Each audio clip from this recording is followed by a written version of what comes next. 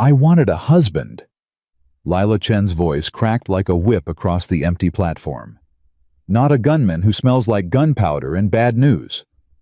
The stranger didn't flinch, didn't apologize, just stood there with that letter in his hand.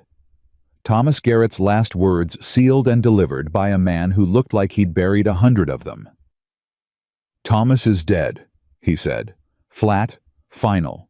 Like it cost him nothing, but it cost Lila everything. She'd staked her land, her name, her last hope on a man who would never arrive. And now this one had. If this story already has you gripping your seat, subscribe to our channel and follow every twist to the very end. Drop a comment right now telling us what city you're watching from. I want to see exactly how far this story has traveled.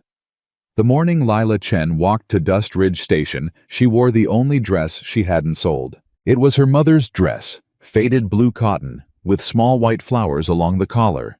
The kind of dress a woman wore when she was trying to believe something good was finally coming. Lila had pressed it the night before with a flat iron heated twice on the stove, and she'd stood in front of the cracked mirror above the wash basin and told herself this was the beginning of something different. She was wrong. But she didn't know that yet. She carried no bouquet. She hadn't been able to afford flowers. What she carried instead was a folded letter from Thomas Garrett, the fourth letter he'd sent her, the one where he described himself as a man of modest means and honest habits, where he wrote that he looked forward to learning who she was, and where he signed his name with careful, deliberate strokes, like a man who understood the weight of a promise. She had read that letter so many times the paper had gone soft along the folds.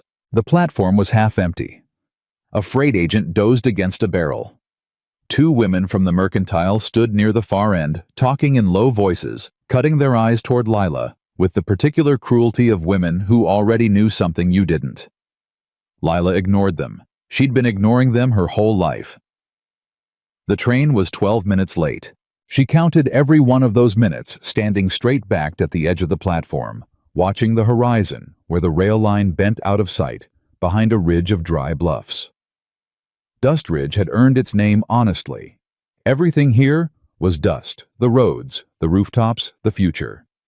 You either made something out of what little the land offered, or you left. Lila's father had spent 30 years making something out of it. The bank was in the process of making sure none of that counted anymore. She heard the train before she saw it. The low iron rumble came up through the boards beneath her feet, then the smoke, then the shape of it rolling out from behind the bluffs like a decision that couldn't be taken back.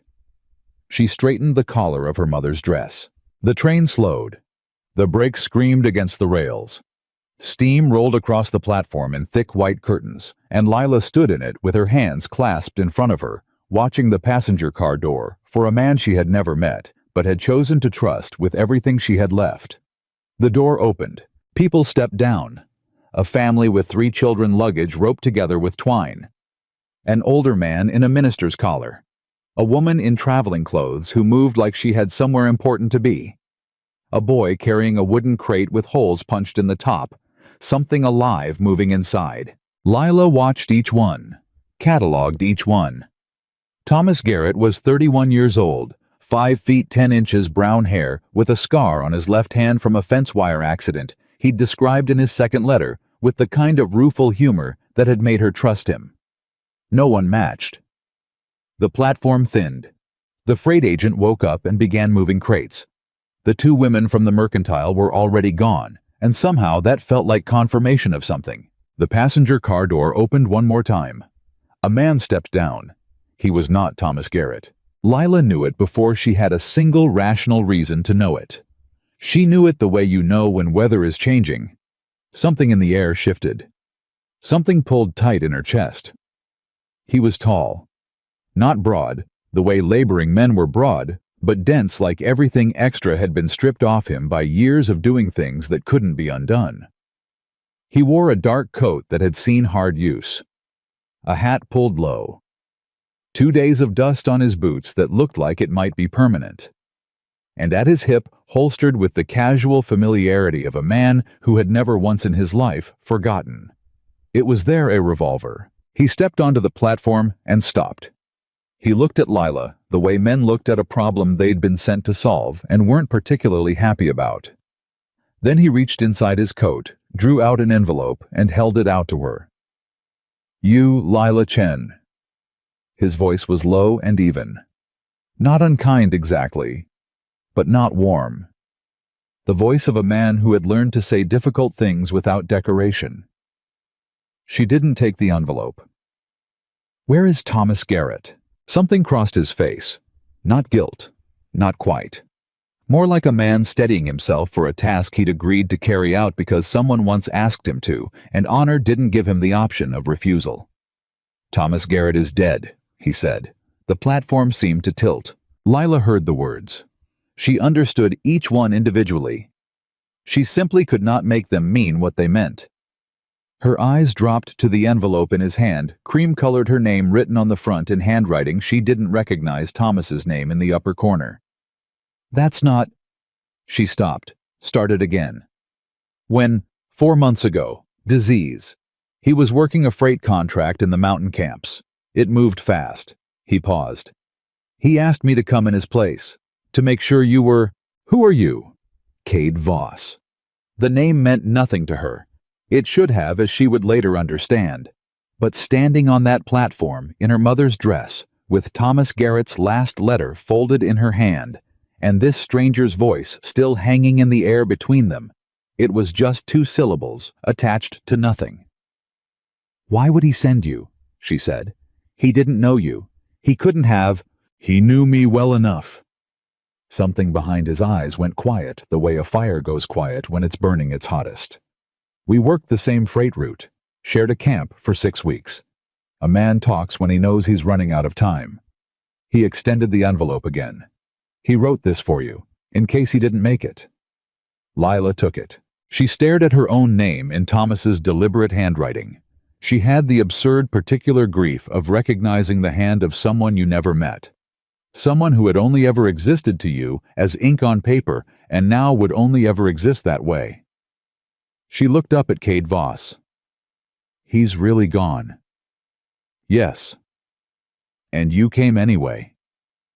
"I made a promise." The simple brutality of that answer, no apology in it, no performance of sympathy, just the plain fact of an obligation honored, cracked something open in Lila that she hadn't expected. She had been bracing for devastation all morning without knowing it. She had felt it in the weight of the dress, in the careful ironing in the 12 minutes she'd counted on the platform. Some part of her had known. And now this stranger was standing in front of her, with Thomas Garrett's last words and a gun on his hip, and the absolute nerve to look like this was a reasonable situation. "I wanted a husband," Lila said. Her voice came out harder than she intended. "Not a gunman who smells like gunpowder and bad news." Cade Voss looked at her for a long moment. He didn't look offended. He didn't look surprised. He looked like a man who had been told worse things by better people and had survived all of them. "Then you're out of luck," he said, "because I'm what's left." She didn't open Thomas's letter until she was home. She sat at the kitchen table with a cup of coffee gone cold in her hands, the envelope on the wood in front of her, the afternoon light coming through the single west-facing window at an angle that made everything look like the end of something. Which it was. She opened it. Thomas Garrett wrote in the same careful hand she recognized from 4 months of correspondence, but this letter was different. The sentences were shorter, the handwriting less deliberate, the pen pressed harder in places, lighter in others, the uneven rhythm of a man writing against time and failing strength. "Miss Chen, if Cade is giving you this, then I didn't make it. I'm sorry. I meant to. I want you to know that I meant every word I wrote you, and that I thought the future we talked about was worth building. Cade Voss is the most stubborn and most honorable man I've ever met, and I say that knowing those 2 things aren't usually found together. He saved my life twice before I got sick, and he sat with me when I couldn't get up anymore. He doesn't show much. Don't let that fool you. I asked him to go to you. He didn't want to. I told him the only way I'd die in peace was if he promised, so he promised. That's the only thing in the world that will make Cade Voss do something he doesn't want to do, a deathbed promise from someone he considers his responsibility." I don't know what that means for you. I know you needed a husband to hold your land. I know the situation was desperate when you wrote me, and I don't think 4 months has made it better. Tell Cade the full truth of it. He'll figure something out. He always does. I'm sorry I couldn't come myself. Thomas Garrett. Lila set the letter down. She sat with it for a long time. Then she picked up the bank notice that had been sitting beneath Thomas's envelope. She'd found it in the door when she came home, tucked into the frame like a knife, and she read it again, even though she already knew every word. 14 days. That was what the bank had given her. 14 days to produce the payment on her father's debt, a debt that had been restructured twice already, a debt that Harlan Dowd at the Dust Ridge Territorial Bank had been patient about for exactly as long as patience served his interests. The note had changed hands 3 months ago. The new holder, whoever they were, had given her 2 weeks. Lila's father had built the Rafter C from nothing. He'd broken the ground himself, run fence line, himself lost fingers to machinery, and years to drought, and still held on. He'd died of a heart attack at his kitchen table 2 winters ago, and left her the deed and the debt in equal measure. She'd sold the cattle down to a working herd, sold. The second horse sold her mother's jewelry piece by piece, and it had bought her time, but not salvation. Thomas Garrett had been salvation, or the idea of him had been. Now there was a stranger named Cade Voss sitting in her barn. She'd told him there was a cot there, which there was because she wasn't inviting a man she didn't know into her house, regardless of what letters said about his character, and a bank notice with 14 days left on it and nothing else. She went to the barn at dusk. Cade Voss was sitting on an overturned bucket cleaning his revolver, with the focused attention of a man who treated maintenance as meditation.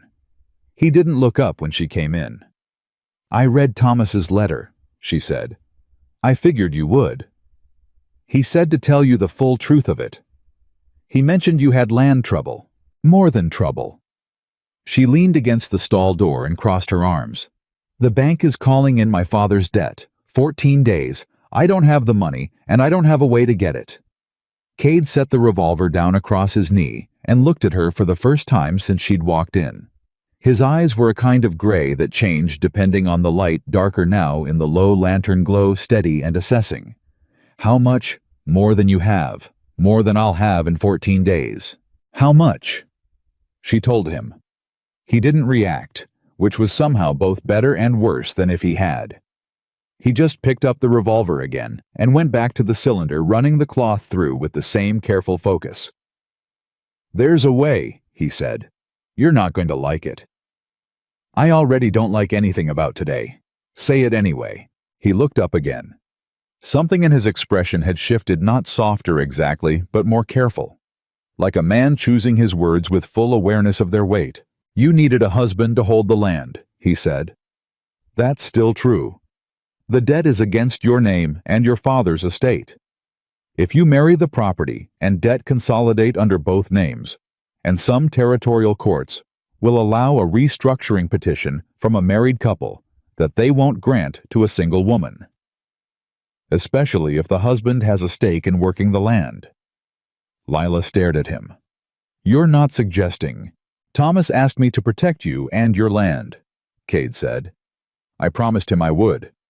I'm telling you the legal reality of your situation. What you do with it is your choice. You're a stranger. Yes. You carry a gun for a living. I did, past tense. What do you do now?" A pause, long enough to mean something. "Whatever I promised to do." Lila pushed off the stall door and walked the length of the barn and back, because she needed to move, because the walls were too close, and the proposition was too large, and the absolute rational clarity of it was making her angrier than she knew what to do with. "This is insane," she said. "Yes, you know it's insane. I know it's the option you have. I could go to the bank. I could ask for more time. You've already done that twice." She stopped walking. "How do you know that?" "Thomas read me your letters, all of them." At her sharp look, he said, "He wanted me to understand the situation before I got here. He wasn't careless with your business, Miss Chen. He was dying, and he was trying to make sure someone understood what you needed." The anger went somewhere complicated. It didn't leave, it just changed shape, became something with more grief in it and less fire. "He knew you," she said. "Well enough to ask this of you." He thought he did. And did he? Cade Voss looked at her steadily. He was close enough. She didn't sleep. She lay in her father's bed. She'd never moved to the larger room, had slept in the small room off the kitchen her whole life, and she stared at the ceiling and did the arithmetic she'd been doing for 2 years, the same arithmetic that always came out wrong. The debt was real. The 14 days were real. The territorial law Cade had described, she didn't know enough to dispute it, and something in his flat recitation of it had the ring of a man who had spent time around courts and law, whether he'd wanted to or not. Thomas had trusted him. That was the only solid piece she had. Thomas Garrett had shared a camp with this man for 6 weeks, had trusted him enough to sit with him while he was dying, had spent enough of his last breath on Cade Voss to extract a promise and write a letter recommending him to the woman he'd never met and now would never meet. Thomas had been a careful man. His letters showed that. A man who chose his words and meant them. She read Thomas's letter 2 more times before dawn. "The most stubborn and most honorable man I've ever met." At first light, she made coffee and went to the barn. Cade was already awake. He'd folded the blanket she'd left him with the corners squared, and he was standing at the barn door, looking out at her land with the particular stillness of a man who had learned to read landscapes the way other men read text. She handed him a cup. He took it without comment. "If we did this," she said, "it would be a legal arrangement, a practical one, nothing more." "Understood. You'd work the ranch in exchange for room and board and a stake in the land. If the ranch recovers, you get a fair share. If it doesn't—" She stopped. "If it doesn't, we're both out the same door," he said. "I want it in writing, whatever we agree to." "Good idea. I'm not—" She stopped again, tried to find words for something that felt like it needed them. "I'm not doing this because I want a husband. I'm doing it because I have no other choice that isn't watching my father's 30 years disappear into a bank's ledger." Cade Voss turned from the door and looked at her. In the early morning light, his face was easier to read, which wasn't saying much, but she could see that he was listening. Really listening the way people did when they were tracking what was said between the words. "I know," he said. "You're doing this because of a promise." "Yes. And when the promise is fulfilled, when the land is safe and the debt is settled." He considered that with a patience she hadn't expected. Like the question deserved an honest answer, and he wasn't in the habit of offering anything else. "I don't know yet," he said. "But that's honest, and I'd rather give you honest than comfortable." Lila looked at him. For the first time since the train platform, she saw past the gun and the dust and the 2 syllables of his name, and she saw the shape of the thing Thomas had tried to tell her. Not a good man, maybe, but a real one. "We do this at the courthouse," she said. "Today, before I change my mind." "All right. And Cade," she held his gaze, "if you break a promise to me the way the bank broke their patience with my father, if you take my trust and make something ugly out of it, I will make the rest of your life very difficult." Something shifted in his expression. Not quite a smile. Something smaller and more significant than that. "Thomas said the same thing," he said.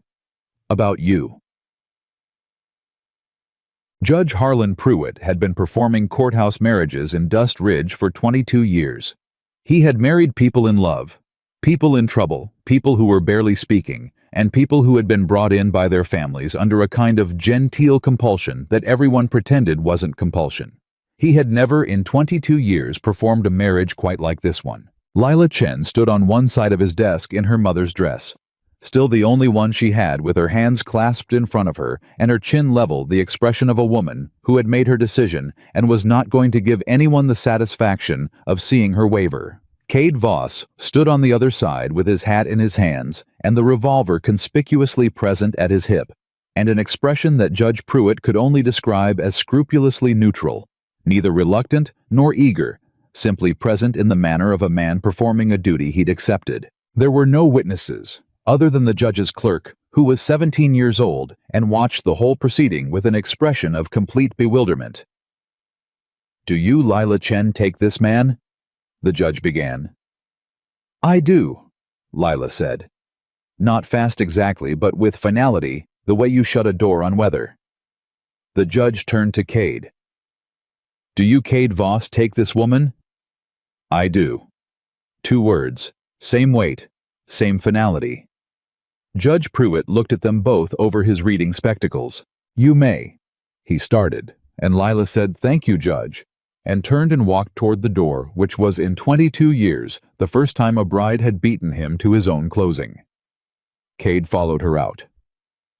On the courthouse steps in the full midday sun, with Dust Ridge going about its business around them, Lila Chen stood and let out a long, slow breath that she had been holding, it felt like, since the train platform. "Done," she said. "Done." Cade agreed. "Now we go back to the ranch and figure out how to save it." She walked down the steps. He fell in beside her, not close, not distant, the precise measured distance of a man who understood that proximity had to be earned. At the edge of the courthouse square, a man leaning against a post watched them pass. Lila didn't notice him. Cade did. He marked the man's face, the angle of his hat, the way his right hand rested near his belt, with the particular patience of someone who had been told to watch and wait. Cade said nothing, but his hand moved almost imperceptibly to his side. Whatever promise he'd come here to keep it was going to cost more than he'd told her. He'd known that before he stepped off the train. He just hadn't decided yet whether to tell her how much. The bank notice had said 14 days. On the evening of their first day as husband and wife, a phrase that sat in Lila's mind, with the same wrongness as a piece of furniture moved to the wrong room, she brought out her father's ledgers and spread them across the kitchen table. Cade sat across from her. She'd made a simple meal, salt pork biscuits, black coffee, and he'd eaten without complaint and without effusion, which she found she preferred to either excessive gratitude or thinly veiled criticism. He ate the way he did everything else, with attention and without waste. "Tell me about the debt," he said. "All of it, not just the number." So she did. So she told him about her father's expansion 10 years ago. The second pasture, the new barn, the breeding stock that was supposed to multiply the herd and pay the loan in 5 years. She told him about the drought that came in year 3 and took the calves. She told him about the restructuring, and then the second restructuring, and the way Harlan Dowd at the bank had always been almost kind about it. Patient in a manner that she now understood had nothing to do with patience and everything to do with waiting for a better opportunity. "The debt changed hands 3 months ago," she said. "Someone bought it. I don't know who. Dowd wouldn't say. The notice came from a holding company. Territorial Resources Consolidated." Cade went still. Not visibly. Not in any way she could have pointed to and described. But something shifted behind his eyes, a recognition quick and dark that he swallowed before it reached his face. "You know that name," Lila said. He looked at her. "Say it," she said. "It's a holding company," he said carefully. "Used to acquire land and assets in the territory. Usually works at the edges of things, buys distressed debt foreclosures, disputed titles." "Whose holding company?" A pause. "I need to look into it before I say a name." "Cade." "Lila." His voice was quiet but absolute. "I need to be sure before I tell you something that could change everything. Give me until morning." She held his gaze for a long moment. She was trying to read him the way she'd read the land her whole life. The small signs that told you what was coming before it arrived. He wasn't lying. She was nearly certain of that. But he was withholding, and she didn't yet know the difference with him between withholding that protected and withholding that harmed. "Morning," she said. "And then you tell me everything." "Everything I know," he said. "That's what I can promise." She accepted it, for now. She folded the ledger closed and stood and took the plates to the basin. Outside, the night had gone fully dark, the kind of dark the Colorado Territory did, with absolute commitment. No halfway measures, no city glow on the horizon, just the full weight of the sky pressing down. She heard Cade push back his chair. "I'll take watch," he said. "First few hours." She turned. "Watch for what?" He was already moving toward the door. "Sleep, Lila. You look like you haven't in 3 days." She wanted to argue. She also hadn't slept in 3 days. "Wake me at 2, she said. "All right." He went out. She stood at the kitchen window and watched the dark for a long moment. The shapes of the outbuildings, the fence line, the flat dark horizon, and she thought about Thomas Garrett dying in a mountain camp, with this man sitting beside him. And she thought about promises made to the dying. And she thought about the way Cade Voss had gone still when she said the name of the holding company that owned her debt. "I need to be sure before I tell you something that could change everything." She was already sure it was bad. The only question was how bad. She went to bed. In the kitchen, through the window, the figure of Cade Voss moved slowly along the perimeter of the yard. Hat-low hand, near his side, watching the dark with the practiced patience of a man who had learned that danger always came from the direction you stopped watching. On the road half a mile south, a lantern moved between trees, then went dark, and Dust Ridge slept on, not knowing that a marriage made of necessity had just caught the attention of the most dangerous man in the Colorado Territory. She found him at the kitchen table before dawn. He'd made coffee. She didn't know how he'd found everything without waking her, but he had, and he was sitting with a piece of paper in front of him, writing. He stopped when she came in, folded the paper. "I said morning," she reminded him. "It's morning." She poured coffee and sat across from him. Outside, the gray pre-dawn light was making shapes of things. "Tell me," she said. Cade unfolded the paper. It had a name written on it, and below the name, several lines in a compressed, precise hand. He slid it across the table. She read it. "Dalton Cray," she said. "He controls most of the freight and outlaw networks in this part of the territory." Territorial Resources Consolidated is one of 6 holding companies that front his legitimate business interests. He uses them to acquire land along the freight routes, land that has water or great access for roads or strategic position. My land. Your father's land sits on the only reliable water source for 12 miles in either direction. Any operation moving freight through this part of the territory needs it. Lila set down her coffee. She looked at the name. Dalton Cray. She'd heard it. Everyone in Dust Ridge had heard it in the abstract way you heard about weather systems or wars in distant territories. A name attached to trouble that always seemed to happen somewhere else to someone else. Until it didn't. "How do you know this much about him?" she asked. Cade looked at her across the table. He didn't answer right away. He picked up his coffee and held it, and looked at her with that careful, measuring steadiness that she was beginning to understand was not coldness, it was precision. He was a man who chose when to speak with the same deliberation he gave to everything else. "Because," he said finally, "I used to work for him." The kitchen went very quiet. Outside, a bird started somewhere in the fence line. The pre-dawn gray was shifting toward pale gold at the edges. Lila Chen looked at the man she had married 14 hours ago. "Tell me," she said. "All of it." And he did. He told her the way men tell things they've been carrying too long. Not all at once, not with any particular relief, but piece by piece, like setting down weight he'd gotten used to, and had almost forgotten wasn't his to keep. He'd been 24 when he first went to work for Dalton Cray. Not as muscle he wanted her to understand, that though he said it without asking for her understanding. He'd been a lawman, first a deputy in a small county 2 territories east, and he'd been good at it. Good enough that Cray had noticed him and made an offer that was framed as a private security contract, but was in practice something closer to enforcement. "I told myself the difference mattered," Cade said. "For about a year I believed it." He collected debts. He delivered messages that were really warnings. He stood in doorways while other men had conversations they didn't want interrupted. He was the presence in the room that made people cooperative, and he was very good at it because he never had to do more than be present. His reputation preceded him faster than his name did. "And then," Lila said, And then a man named Eli Holt didn't pay what Cray said he owed. I was sent to persuade him." He paused. His coffee had gone cold. He didn't notice or didn't care. Holt had a wife, 2 kids. The farm was already gone, Bank had it. He had nothing left that Cray could actually take. Cray knew that. The point wasn't the debt anymore. The point was the message. "What did you do?" "I walked away." He said it flatly, without drama. "Rode back to Cray's camp and told him Holt had nothing, and I wasn't going to put hands on a man with nothing in front of his children. Cray didn't like that." "He let you walk." "No." A pause.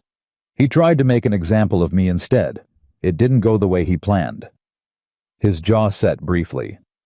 "After that, I was done in that county. Done in most of the territory. A man leaves Cray's operation without permission. He doesn't find welcome anywhere Cray has reach. Which is most places. Most places worth mentioning, yes." Lila turned her coffee cup in her hands, studying the grain of the table, rather than his face, because she found she could think more clearly when she wasn't trying to read him at the same time she was listening to him. "So Thomas found you when you were running," she said. "Thomas found me when I was working legitimate freight and trying to keep my head down." Something that wasn't quite humor moved briefly across his face. He was constitutionally incapable of minding his own business, wanted to know everybody's story, wanted to understand everybody's situation. He stopped. He was a good man, better than most. "I know," she said quietly. "I only knew him through letters, but I know." They sat with that for a moment. Then Lila put both hands flat on the table. "So Cray owns my debt, which means Cray wants my land. And you, the man I married yesterday, are a man Cray considers a deserter." "That's accurate." "So by marrying you, I've attached myself to your history with him." "It's possible he doesn't know yet." "It's possible," she repeated. "Not certain." "Not certain," he agreed. She stood up and went to the window. The sun was fully up now, the ranch coming into the kind of sharp morning light that made everything look either very real or very fragile, and right now it looked like both. The fence line her father had set with his own hands. The barn he'd built the summer she was 8. The second pasture where the grass was still good, still worth something to someone who knew land. "He'll come for the ranch regardless," she said. "With or without you in the picture. The debt is real and the deadline is real, and Cray has been patient about it because he expects it to fall into his hands like fruit off a tree." "Yes. So you being here doesn't make my situation worse. It just makes his easier to understand." "That's one way to see it." She turned from the window. "What's the other way?" Cade looked at her steadily. "The other way is that a man like Cray doesn't let loose ends walk around getting married in courthouse ceremonies in towns where he has eyes. And that man I saw watching us yesterday on the courthouse steps." Lila went still. "What man?" "Leaning on the post near the assay office. Dark hat. Watching us leave." "You didn't say anything." "I wasn't certain what he was. I'm more certain now." The kitchen felt smaller suddenly, the morning light less generous. "You think Cray already knows you're here," she said. "I think it's not a coincidence that your debt changed hands 3 months after Thomas wrote you about me." The silence that followed that sentence was the kind that rearranges things. Lila sat back down. Not because her legs gave out, she wasn't the kind of woman whose legs gave out, but because she needed to be level and still, and think clearly, and she'd learned from her father that you thought better sitting down when the world was trying to knock you over. "Thomas wrote about you to me," she said slowly. "In his letters. I have them all. He mentioned you by name in the 3rd letter, said he'd met a man on the freight route who was worth knowing. Cray would have had eyes on Thomas, on the freight camps.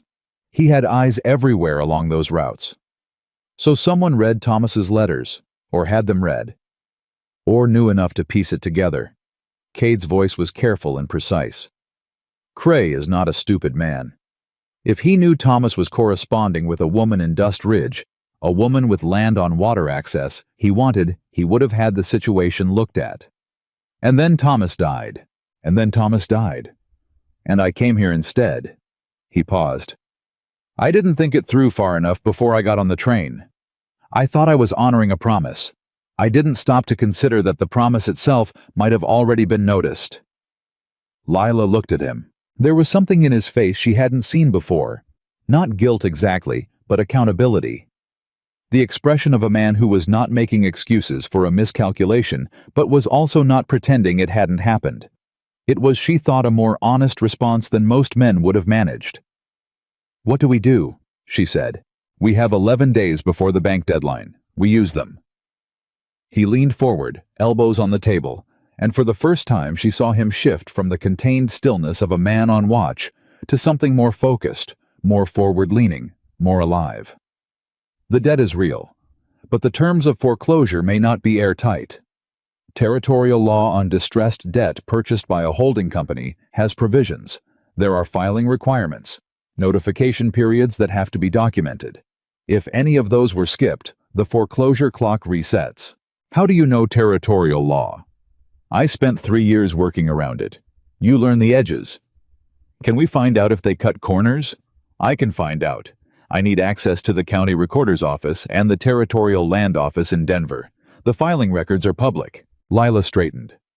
Something ignited behind her eyes, not hope exactly, but the precursor to it. The recognition of a problem that might have a solution if you were willing to work hard enough and fast enough and smart enough to find it. She'd lived her whole life on the edge of problems like this. She knew what that feeling was worth. "I can ride to Denver," she said. No. Firm and immediate. "Cade, you leave this ranch and there's no one here to hold it. Crazed people see you gone, they'll move faster. The land needs someone standing on it." He held her gaze. "I'll go to the county recorder's office today. Denver can be done by telegram if we know what to ask for." "I know what to ask for," she said. "I've been in that recorder's office a dozen times since the debt restructured. I know which files and which filing dates matter." Something shifted in the way he was looking at her. A small recalibration. She'd seen it before in men who came in expecting to find one thing and found something different, not always welcome but honest. "Tell me," he said. So she did. She told him about the territorial statutes she'd read in the law books she'd borrowed from Judge Pruitt's office, about the notification requirements she'd memorized, about the specific dates the holding company would have needed to file if they wanted a clean foreclosure. She was not a lawyer, she said that plainly. But she was her father's daughter, and her father had always said that the only way to keep what was yours was to know more about it than the people trying to take it. By the time she finished, Cade Voss was looking at her with an expression she would come to recognize over time, but hadn't yet cataloged the look of a man genuinely surprised in a way he wasn't embarrassed to show. "Thomas didn't tell me that part," he said. "Thomas knew I was in trouble," she said. "He didn't know I'd been doing my own research." "Why didn't you use it?" "Because knowing the law and having money to hire someone to argue it in court are two different things." She held his gaze. "I know the problem. I needed the resources. That was what a husband was supposed to provide." He nodded slowly, not condescendingly, like a man revising a map. "All right," he said. "Then we work with what we both know. You tell me exactly which dates and filings to look for.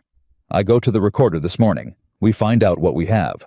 It was the most straightforward conversation she'd had in 2 years, and she almost didn't know what to do with that. "There's one more thing," she said. He waited. "Sheriff Bowman. He needs to know there's a man on this ranch now. He's not reliable, he's old, and he picks his battles carefully, but he's not Cray's man as far as I know. If things get difficult, I'd rather he know I'm not alone."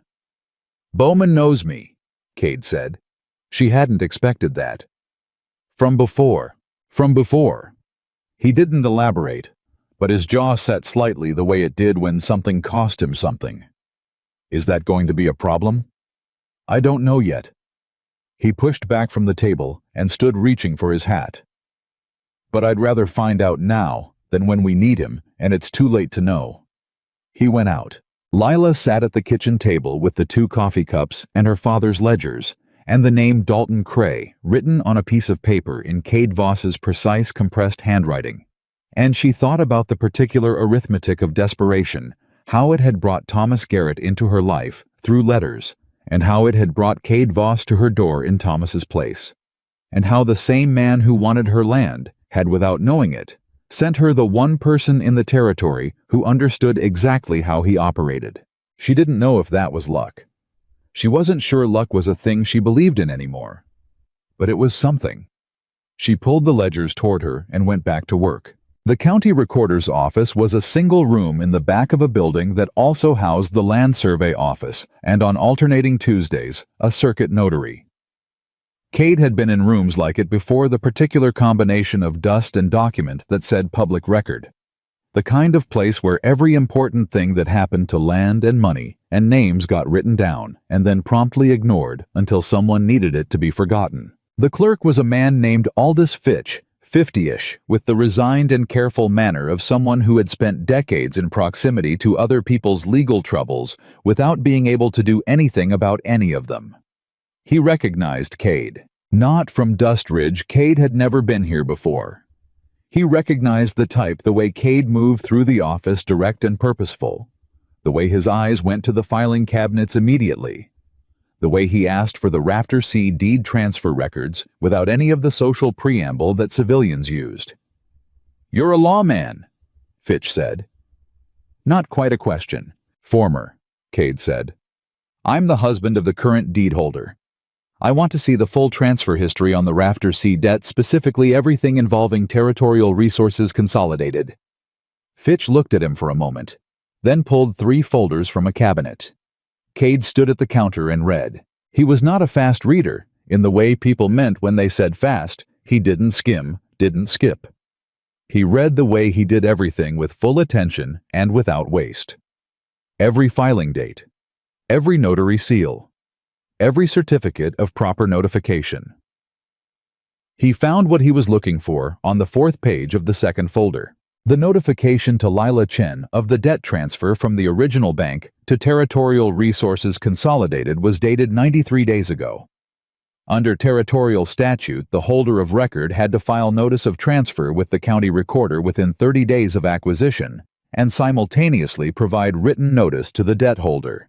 The county recorder's copy was filed 93 days ago. Lila's copy, the notice she would have received, bore a postmark of 78 days ago. Lila had told him she'd received the initial transfer notice 2.5 months ago. He'd had her write down the exact date that morning. She was precise about dates. She had the original envelope postmarked filed in her father's desk, 69 days ago. Not 78, 69. 9 days later than the copy in this office claimed. Someone had backdated the delivery notice. Cade looked up at Aldous Fitch, who had been watching him with the expression of a man who had seen people find things in those folders before and knew that what came after was never simple. "I need a certified copy of everything in these 3 folders," Cade said. "Every page, notarized today." Fitch didn't move immediately. "That's a lot of copies." "Yes." Cade held the man's gaze. "The date on the delivery notice for the Rafter C debt holder doesn't match the postmark on the original envelope she still has. Someone filed a false document in your office, Mr. Fitch, which makes you either a victim of fraud or a participant in it. I'd rather find out which one now before this goes to a territorial judge." Fitch's face went through several expressions rapidly. He landed on something between indignation and genuine alarm, which told Cade what he needed to know. The man hadn't known. "I'll get the copy paper," Fitch said. Cade had the certified copies inside an hour. He walked out of the county recorder's office and into the full midday sun, and he stood for a moment on the wooden walkway and looked at what he was holding. It wasn't salvation. Not yet. A discrepancy in a filing date was grounds for a challenge. It could reset the foreclosure clock, potentially invalidate the current action entirely, depending on how a judge read the statute. But Cray had lawyers. Real ones, the kind who knew the territory and knew the judges and knew which arguments to make and when to stop making them. What this was ammunition. And the moment Cray found out he had it, everything would accelerate. He was halfway to the livery when a man stepped out of the alley between the hardware store and the barber. Not moving toward him, just stepping into the light and standing there making himself seen. It was a particular kind of move, the move of a man who wanted you to know you'd been watched without giving you the technical excuse of confrontation. He was younger than Cade by about 5 years. Square-jawed, flat-eyed, with the kind of stillness that wasn't calm, but was its close cousin. He wore his gun forward on his hip, in the way of men who wanted it noticed. "Voss," he said, just the name, no greeting in it. Cade stopped. He didn't reach for anything. He stood easy, the certified copies tucked inside his coat, and looked at the man with the patient attention he gave to problems he needed to understand before he decided how to handle them. "You have me at a disadvantage," Cade said. "Trent," the man said. "Dalton Cray sends his regards." "I'll bet he does. He also sends a message." Trent moved his weight slightly, not a threat, exactly, more like an emphasis. "You belong to the past, Voss. Cray's past. He thought it was funny for about a minute you coming here marrying some ranch woman playing the straight life. But funny gets old. What does Cray want? He wants you gone, out of the territory. Take your conscience and your reformed man routine somewhere it doesn't cause complications." He paused. "He'll let the woman keep her land." Cade looked at him. "He'll let her keep it," he repeated. "For now, she's not the problem. You are." "And if I don't go?" Trent's expression didn't change. "Then the 14 days become 7, and accidents happen to property, and eventually accidents happen to people." He let that settle. "Cray's not unreasonable, Voss. He's just clear." Cade was quiet for a moment. He looked at Trent the way he looked at documents, with full attention, reading what was said between the lines. "Tell Cray I heard his message," he said, and I'll give him my answer in my own time." He walked past Trent and down the street to the livery, and he felt the man's eyes on his back the whole way, and he didn't turn around because turning around was what they wanted, the acknowledgement of pressure, the first physical sign of a man who might be moved. He wasn't moved, but he was calculating. Because Cray's offer leave and she keeps her land was the kind of offer that was designed to look like mercy and function like a trap. If Cade left, Lila lost the only person who understood what she was actually facing. She lost the legal challenge he'd just built.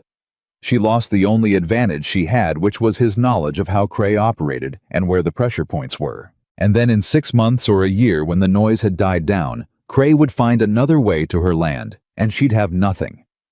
Cray knew that. Cray was counting on it. Cade saddled his horse and rode back to the Rafter Sea. He told Lila everything while she was at the kitchen table, with her father's ledgers still spread in front of her, and he watched her face move through the information. The way weather moved through a landscape quickly, completely, with nothing held back. When he got to the discrepancy in the filing dates, she stood up.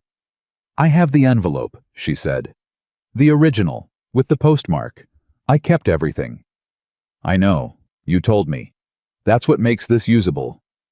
She went to her father's desk in the front room and came back with an envelope handled carefully the way you handled evidence. She put it on the table next to the certified copies, and they looked at the 2 dates together. 9 days. 9 days was enough. "This invalidates the foreclosure action," she said. "It gives grounds to challenge it. A territorial judge would have to rule on whether the improper notification resets the clock. In most cases, they do reset it. It would buy us at least 60 days, maybe 90. And in 60 days you file for restructuring as a married couple with demonstrable income from the ranch operation, which is a different legal position than a single woman with inherited debt." He paused. "It's not guaranteed, but it's a real argument." Lila looked at the envelope and the certified copies for a long moment. Then she looked at him. "You found this in one morning," she said. "You told me exactly where to look. You knew what it meant when you found it." "Yes." She held his gaze. "Thomas was right about you." He didn't respond to that directly. He folded the certified copies back into his coat with the same care she'd given to the envelope. "There's something else. Trent." She listened to that without interruption, the message Cray's offer. When he finished, she said, "He'll let me keep the land if you leave." That's what he said. Do you believe him? No, Cade said. Not for more than it takes him to find a different approach. So do I. He looked at her. Believe him, she said. I mean, do I believe him either? I don't. She pushed the ledgers aside and put the certified copies and the envelope together in a neat stack. You told me you left Cray's operation when you were sent to ruin a man who had nothing left. A man with a wife and children. Yes. So Cray knows that's how you operate. He knows you can be moved by the right pressure. Her eyes were steady and direct. He's offering you an exit because he thinks you'll take it to protect me. He thinks you'll decide your presence is making things worse for me, and you'll do the honorable thing and go. Cade was quiet. Is that what Thomas meant? She said. About stubbornness and honor being an unusual combination? Probably. Then you already know what I'm going to say. He almost smiled. Not quite, but close enough that she saw it. You're going to tell me to stay. I'm going to tell you we fight this together. She said it the way she'd said I do at the courthouse, without drama, with finality. I'm not trading your knowledge and the legal challenge you just built for Cray's version of mercy. I don't trust his mercy. I don't trust men who offer you what you already own and call it a gift. Something in Cade settled. Not visibly, not in any way she could have pointed to, but she felt it the way you feel the shift in a room when something that was coiled goes quiet. All right, he said. All right, she agreed. They spent the rest of the afternoon building the filing strategy. Lila wrote because her handwriting was cleaner and her knowledge of the specific statutes was sharper. Cade dictated the framework from his knowledge of how territorial courts received arguments. Back and forth without wasted motion, with the focused efficiency of people who understood that time was the resource they had least of. By the time the sun was dropping, they had a petition drafted, not finished, not polished, but built the bones of a legal argument that Lila would take to Judge Pruitt first thing in the morning. She made supper. Simple again. He helped without being asked, moving around the kitchen with the practical ease of a man who had never had anyone to cook for him and had therefore learned to do it himself. She set 2 plates. He sat down, and for a few minutes in the early evening quiet, they ate without speaking. Not the uncomfortable silence of strangers, not yet the easy silence of familiarity, but something in between, the particular silence of 2 people who have been through something together in a single day and are processing what it means. Then Lila said without looking up from her plate, "Why didn't you want to come when Thomas asked you?" Cade was quiet for a moment. "Because I knew what I was," he said. "What my history was. Coming here meant bringing it with me. A woman trying to save her land doesn't need a man with my past attached to her situation. And yet you came. I promised. That's the only reason." He looked at her across the table. Thomas said. He stopped, seemed to consider. He said you sounded like someone worth knowing. He said it like it was the most important thing he wanted to tell me, and he was running out of breath. The kitchen went quiet again. Outside, the wind picked up. Somewhere on the fence line, a board flexed and creaked. Then from the direction of the barn, a sound that didn't fit. A thud. Then another. Then the particular high pitch of an animal suddenly alarmed. Cade was out of his chair and through the door before Lila had finished standing. She grabbed the rifle from behind the kitchen door. Her father's rifle, the one she'd learned to shoot on, the one she'd kept oiled and loaded for 2 years of nights alone on this ranch, and she followed him out. The barn door was open. 2 men she didn't recognize were inside, and one of them had a torch. The fire started the way fires always started, when they were set on purpose fast and in more than one place at the same time, so that by the time you understood what was happening, it was already too late to stop it from being serious. What happened next went very fast. Cade crossed the distance to the first man before the torch had touched the second pile of hay, and what he did to stop him was efficient and brutal and over in seconds. The second man ran. He made it as far as the fence line before Lila's voice stopped him cold. "Don't," she said. She had the rifle leveled and her feet set, and her voice was the voice of a woman who had spent 27 years watching men underestimate what she was capable of and had run completely out of patience with it. The man stopped. He was younger than she'd expected, maybe 1920. He turned and looked at her, and at the rifle, and at whatever was in her face, and he made a quick and accurate calculation about his options. "Who sent you?" she said.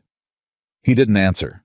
"I'm going to ask you one more time," she said, "and then I'm going to assume you work for Dalton Cray, and I'm going to tie you to the fence post and leave you there for Sheriff Bowman, and you can explain to the sheriff why you were in my barn with a torch on the day after I filed a legal challenge against his employer's fraudulent land claim." The young man looked at her. "Cray," he said. "Trent sent us." Cade came out of the barn. His knuckles were scraped. He looked at the young man at the fence line, and at Lila standing with the rifle, and at the barn behind him where the fire had been stopped, before it stopped barely the hay in one corner, charred black smoke still rising into the evening air. He looked at her. She looked back. Neither of them said anything for a moment. Then Cade tied the young man to the fence post exactly as she'd promised, and went to check the barn for damage, and Lila lowered the rifle and stood in the smoky dark, and understood with perfect and unwanted clarity that Trent's message had already become Cray's answer. They hadn't waited for Cade to respond. They'd decided for him. And now the question wasn't whether the fight was coming.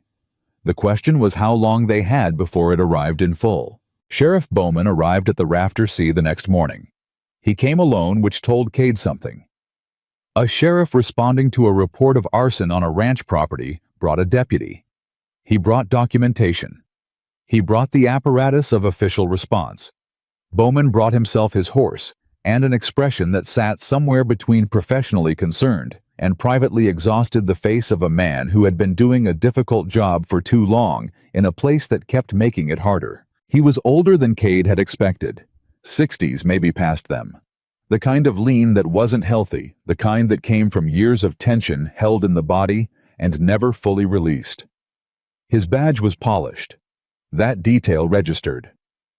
A man who still polished his badge after this many years either had deep conviction or was compensating for the absence of it. Lila met him at the fence line. "Sheriff," she said, "thank you for coming." Mrs. P. Bowman stopped. He'd started to say Chen and caught himself. "Mrs. Voss." He looked past her to where Cade was standing near the barn, and something moved through his eyes. Recognition, and beneath that, a more complicated current that hadn't resolved itself yet. "Cade Voss, I heard you were in town." "Heard it fast," Cade said. "Small town." Bowman dismounted and tied his horse to the post with the deliberate movements of a man buying himself time to think. "I heard you got married too. Courthouse yesterday.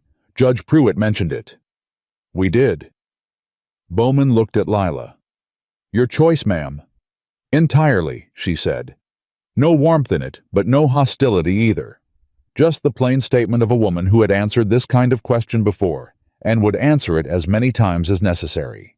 The sheriff nodded. He walked to the barn and looked at the charred corner, the blackened hay, the evidence of what had been stopped barely in time. He walked without rushing, studying it with the thoroughness of a man who had made a career of reading what situations were really about, rather than what they looked like. "You catch them," he said. "One," Cade said. "Young. 19, maybe 20. Said his name was Pike. Said Trent sent him." Bowman turned. His expression hadn't changed exactly, but something behind it had tightened. "You let him go." "After he told us what we needed to know. Holding him would have cost more than it was worth without you here to take him legal." "Where is he now?" "Road south. Fast." Bowman was quiet for a moment. He looked at the charred corner again. Then he looked at Cade with an expression that was trying hard to be neutral and not quite getting there. "You know who sent them?" Bowman said.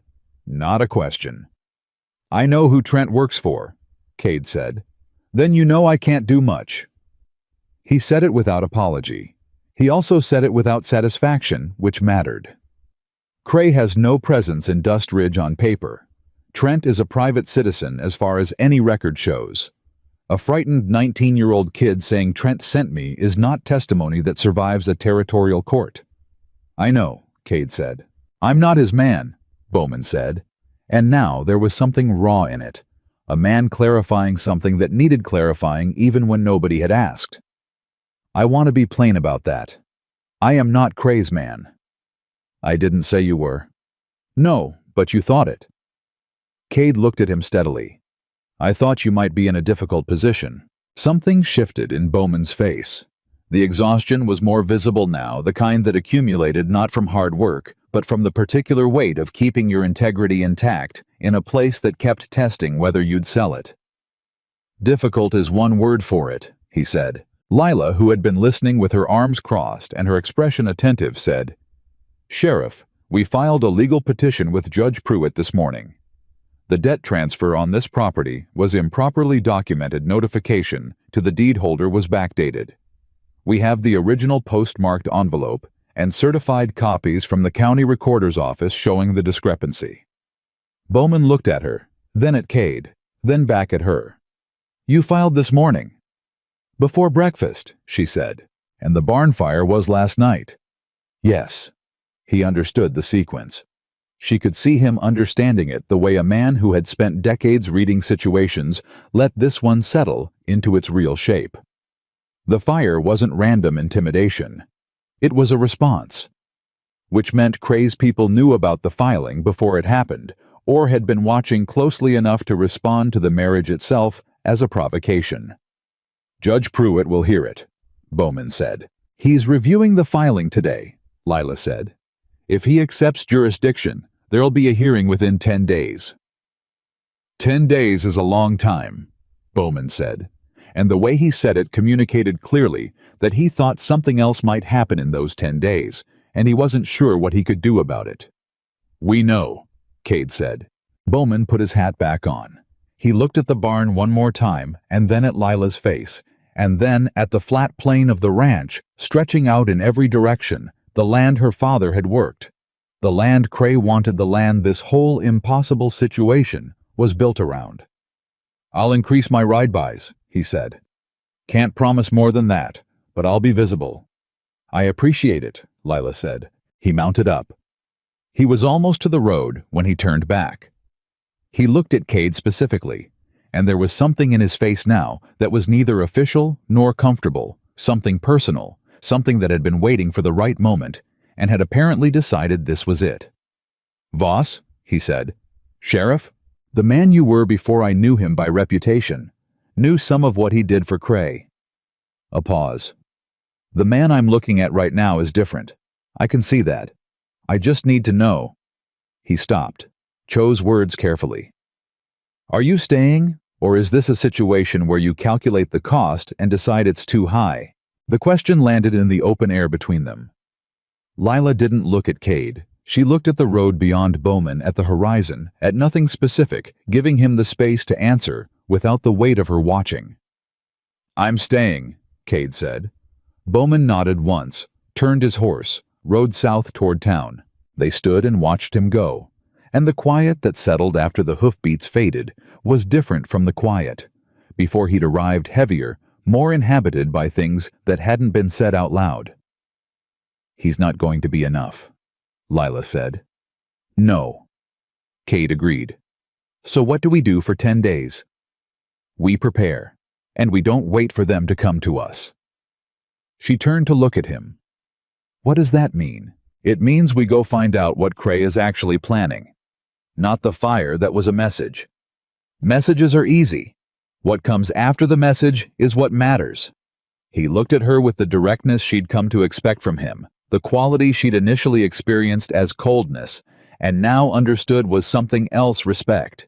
The refusal to soften things that didn't deserve softening. Cray has a local operation, not just Trent's visible, which means he's not the whole picture. There's someone in Dust Ridge managing the ground-level work, someone at the bank or the land office or both. Harlan Dowd, Lila said immediately. Cade looked at her. The banker, she said. He was accommodating is the wrong word. He was smooth. Every time I came in to discuss the debt, he was smooth in a way that felt like he already knew how the conversation would end. Like he was performing patience. She paused. He also told me the debt had been sold, but wouldn't say to whom. He said the new holder preferred privacy. Preferred privacy, Cade repeated. I thought it was unusual at the time. Now it seems obvious. Dowd may not be Cray's man in the way Trent is. He may just be a man who found it profitable to be convenient. Cade was thinking out loud now, the careful, deliberate thinking out loud of someone who worked problems methodically. But he would have facilitated the transfer.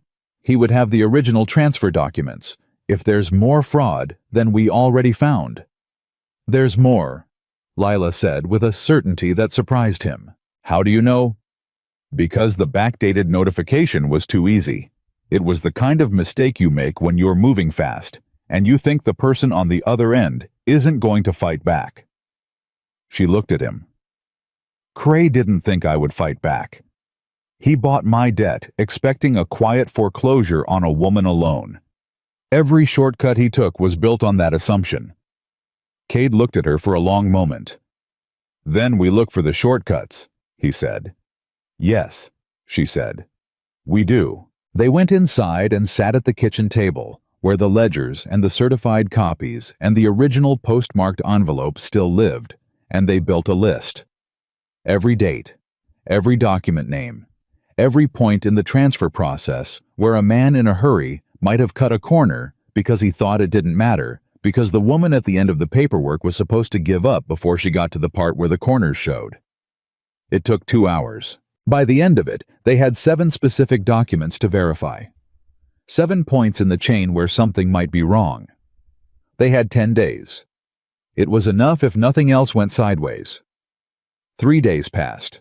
They were the strangest 3 days of Lila Chen's life, and given the week that had preceded them, that was a significant statement. The strangeness wasn't dramatic.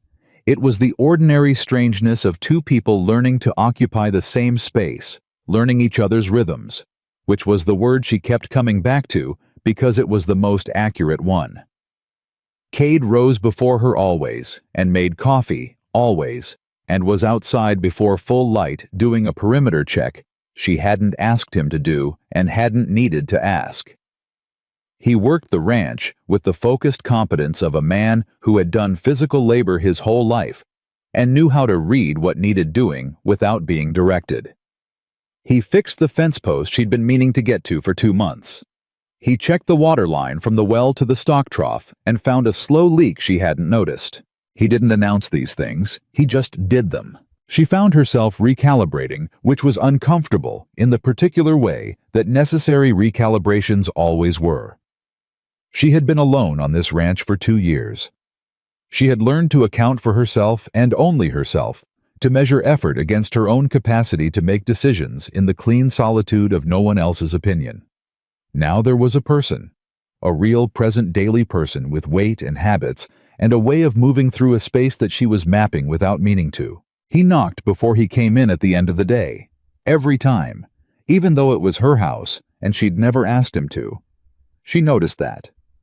On the 3rd evening, she asked him about it.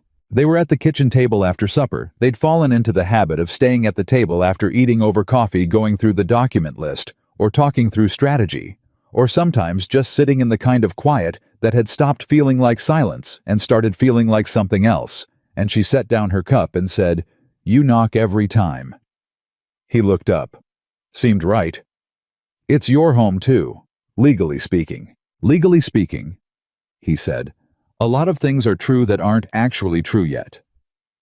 She held his gaze. "What does that mean?" "It means a piece of paper doesn't make a home. You've been alone here for 2 years. That deserves—" He paused in the way he paused when he was choosing words with particular care.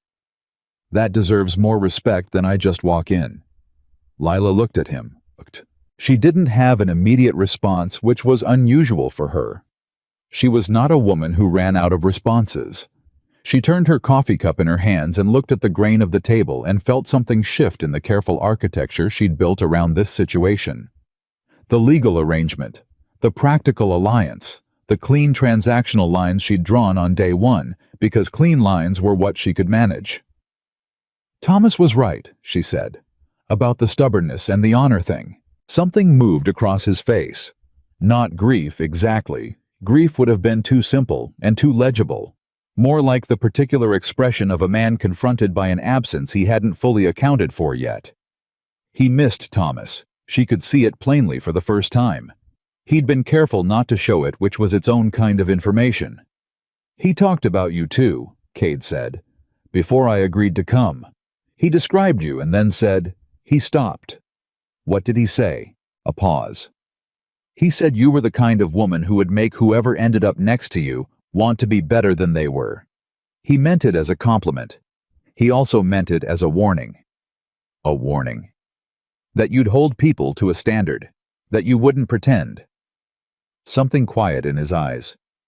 He was right about that too. The kitchen was very still. Outside, the wind had died. The territory at night had its full weight on that absolute dark, that particular silence that was never quite silent if you listened for the small sounds inside it. Lila said, "He would have been good for this place." "Yes," Cade said. "He would have been." "Are you..." He held her gaze without flinching. "I don't know yet. I'm trying to find out." She nodded slowly. That was, she thought, the most honest answer he could have given, and honesty was the currency she'd decided to trade in from the moment she'd agreed to this. "Go check the perimeter," she said. "I'll do the dishes." He went. She did the dishes. And somewhere in the middle of drying her father's plates, she realized she'd stopped thinking of Cade Voss as a complication and started thinking of him as a fact. The way the land was a fact. The way the debt was a fact. Something real, present, and consequential that she was going to have to decide what to do with eventually. Not yet. But eventually. On day 4, Judge Prewitt's clerk came to the ranch with a message. The judge had reviewed the filing and was inclined to accept jurisdiction. A formal hearing was set for 9 days hence. Both parties, Lila as the debtor and Territorial Resources Consolidated as the debt holder, would be required to appear or send legal representation. Lila read the message twice. Then she went to find Cade. He was in the barn working on the harness that had been cracked since before she could remember. He looked up when she came in and read her face before she said a word. "Good or bad?" he said. "Good," Prewitt accepted. "Hearing in 9 days." Something in Cade's face shifted toward relief, but he didn't let it land fully. She was beginning to understand that he processed good news the same way he processed bad, with the caution of a man who had learned that things could always get worse, and that celebration was a luxury you earned after the fact. "They'll send a lawyer," he said. "Cray has territorial lawyers on retainer, real ones." "I know. We need someone to argue our side. Judge Prewitt is fair, but he's not going to let you argue your own case effectively against a professional." "I know that too." She looked at him. "Do you know any lawyers from before?" He thought about it. 1. A man named Garvey Abel Garvey. He practiced in the territory for 20 years before Cray made it too uncomfortable for him. He moved east, but last I knew, he was in Pueblo. Would he come for this? If he knew what it was about, who it was against, he might. Something that wasn't quite a smile, the movement at the corner of his mouth that she'd stopped misreading as nothing. Garvey and Cray have history. Cray had him run out of the territory for defending a case Cray wanted dismissed. Garvey is not a man who forgets being run out of anywhere. "Can you reach him?" "Telegram. Today." "Do it," she said. He went. She stayed in the barn for a moment after he left, in the smell of hay and horse and the faint char from the fire that still lived in the back corner. And she looked at her father's harness being repaired with the careful attention of a man who had never been asked to do it. She put her hand on the repaired leather. Her father had bought this harness the year she was born. She was not going to lose this ranch. She went back to the house and picked up her pen.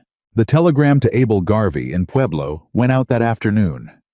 The reply came the next morning, and it said in the compressed language of telegraph communication something that Lila read aloud to Cade while he was drinking his morning coffee, and that made him set the cup down. "Voss. Stop. Dalton. Cray.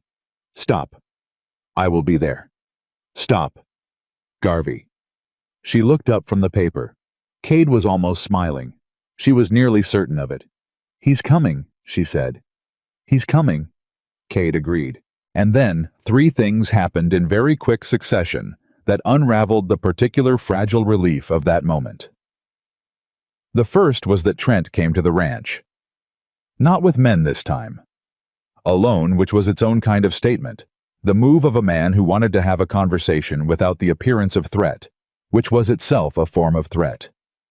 He rode up to the fence line and stopped there without coming through the gate, which was the frontier equivalent of a calling card, and he waited. Cade went to the fence. Lila came with him, and when he looked at her briefly, the look that said, "You don't have to be here." She shook her head once and stood her ground, which he accepted without argument. "Voss?" Trent said. His eyes moved to Lila. "Mrs. Voss."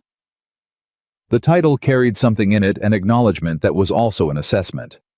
"Cray wants a conversation." "He can come have one," Cade said. "He prefers to be represented.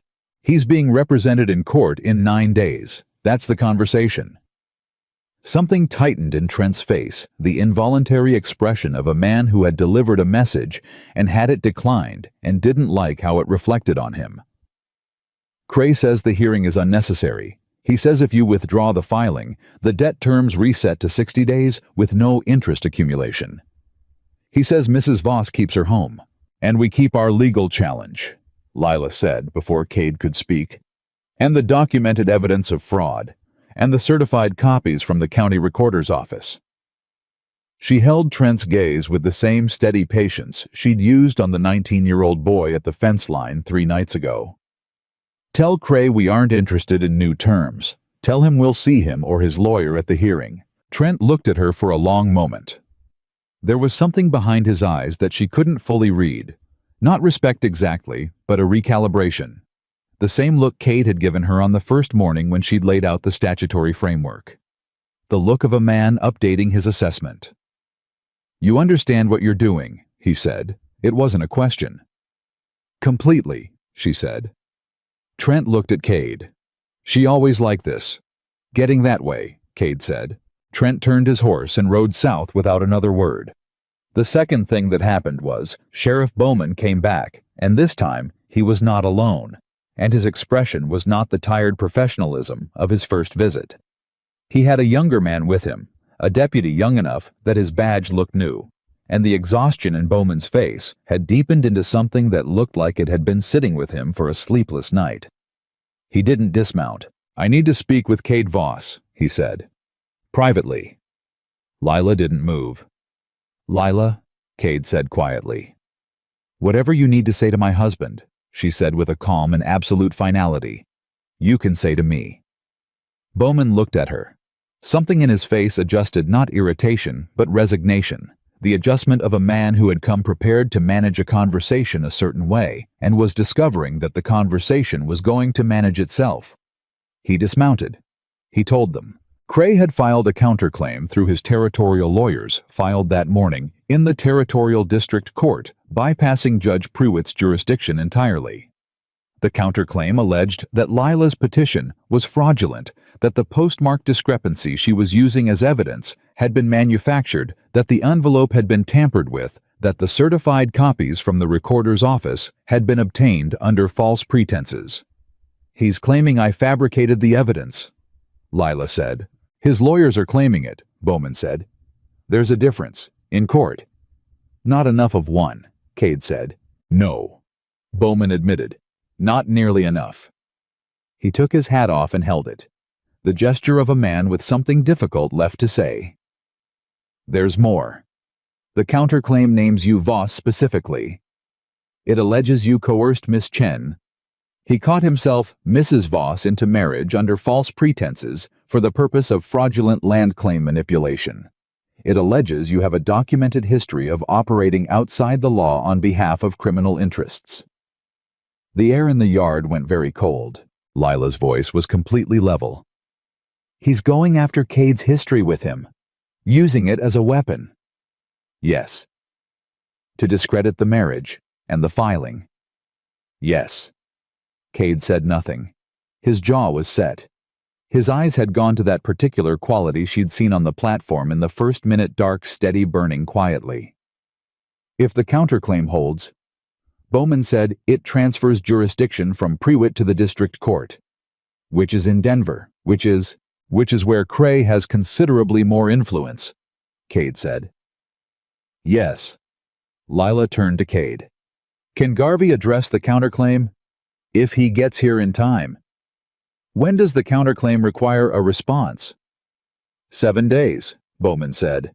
7 days instead of 9. And a different court, a different jurisdiction, and an allegation that turned their evidence into a liability, because now proving the backdated document meant proving they hadn't fabricated the proof, which was a harder thing to prove than a simple date discrepancy. Cray was not a stupid man. She had known that. But knowing it abstractly and experiencing it in motion were different things. The third thing that happened came after Bowman left, and it was the most unexpected of all. Cade came into the house while she was at the table with the document list, revising timelines, recalculating. He stood in the kitchen doorway. He'd stopped knocking when he came in during the day, which she'd noticed without comment, which seemed to mean something, and he said her name once quietly. She looked up. His face was different.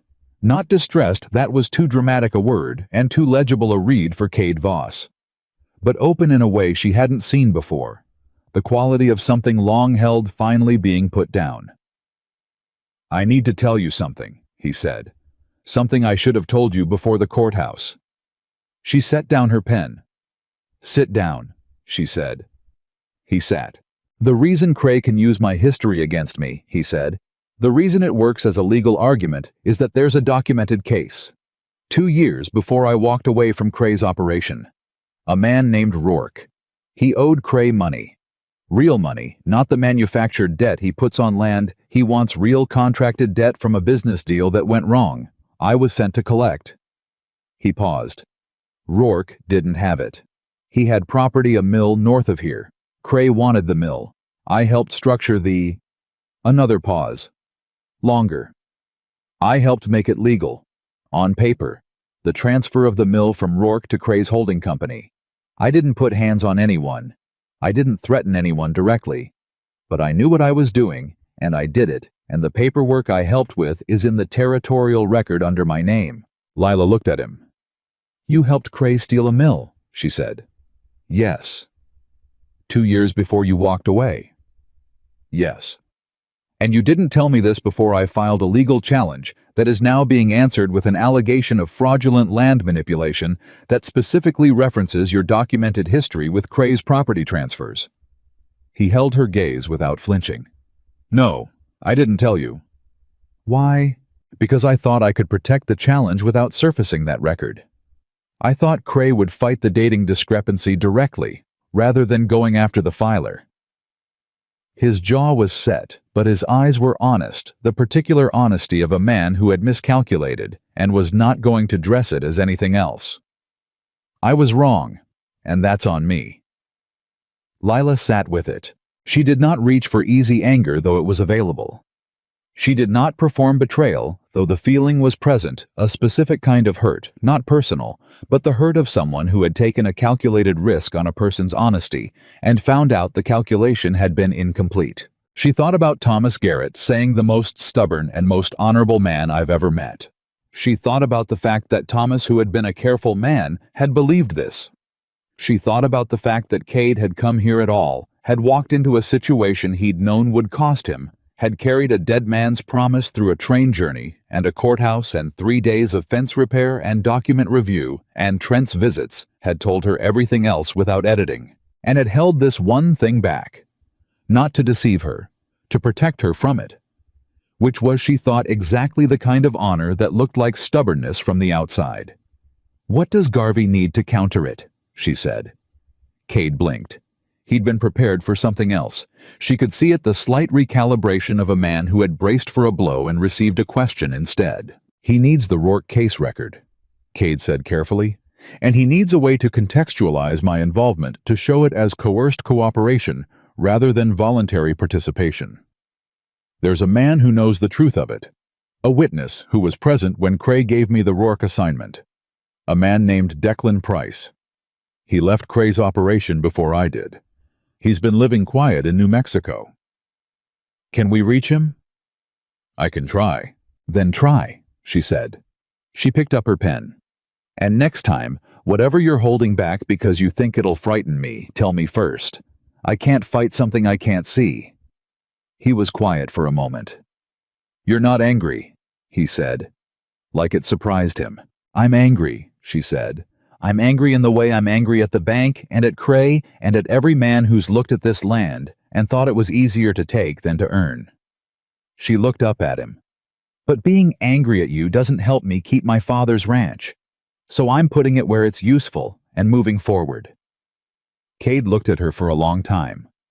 Thomas was right, he said, about all of it. Send the telegram to Declan Price, she said, and write down everything you remember about the Rourke transfer, every detail. Garvey will need it. He went. She went back to the document list. Outside, the afternoon was moving toward evening, and the ranch was quiet in the particular way it had been quiet her whole life, not peaceful exactly, but present. Alive with the small sounds of land and livestock and wind. Her father's ranch. Her mother's dress hanging in the wardrobe. Thomas Garrett's letters in the desk.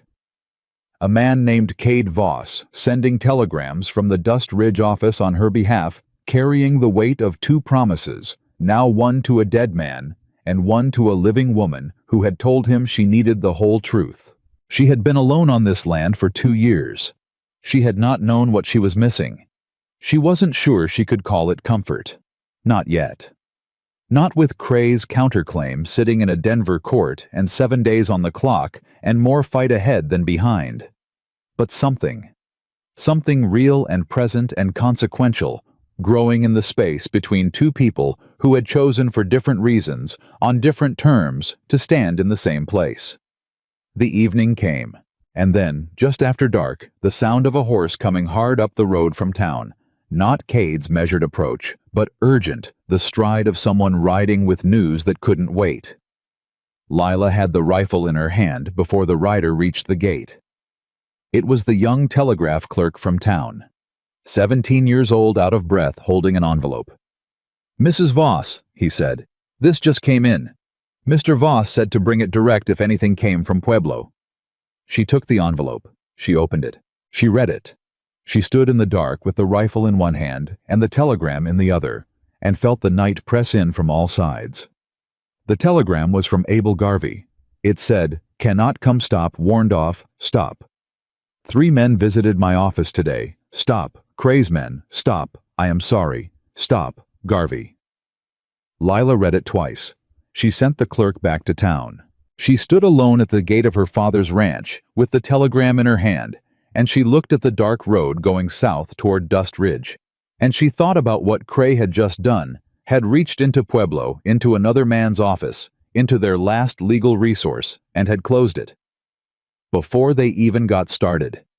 She heard Cade's horse before she saw him coming back from the telegraph office riding at his usual measured pace. That was about to become very different. She waited for him. He saw her face when he reached the gate. "What happened?" he said.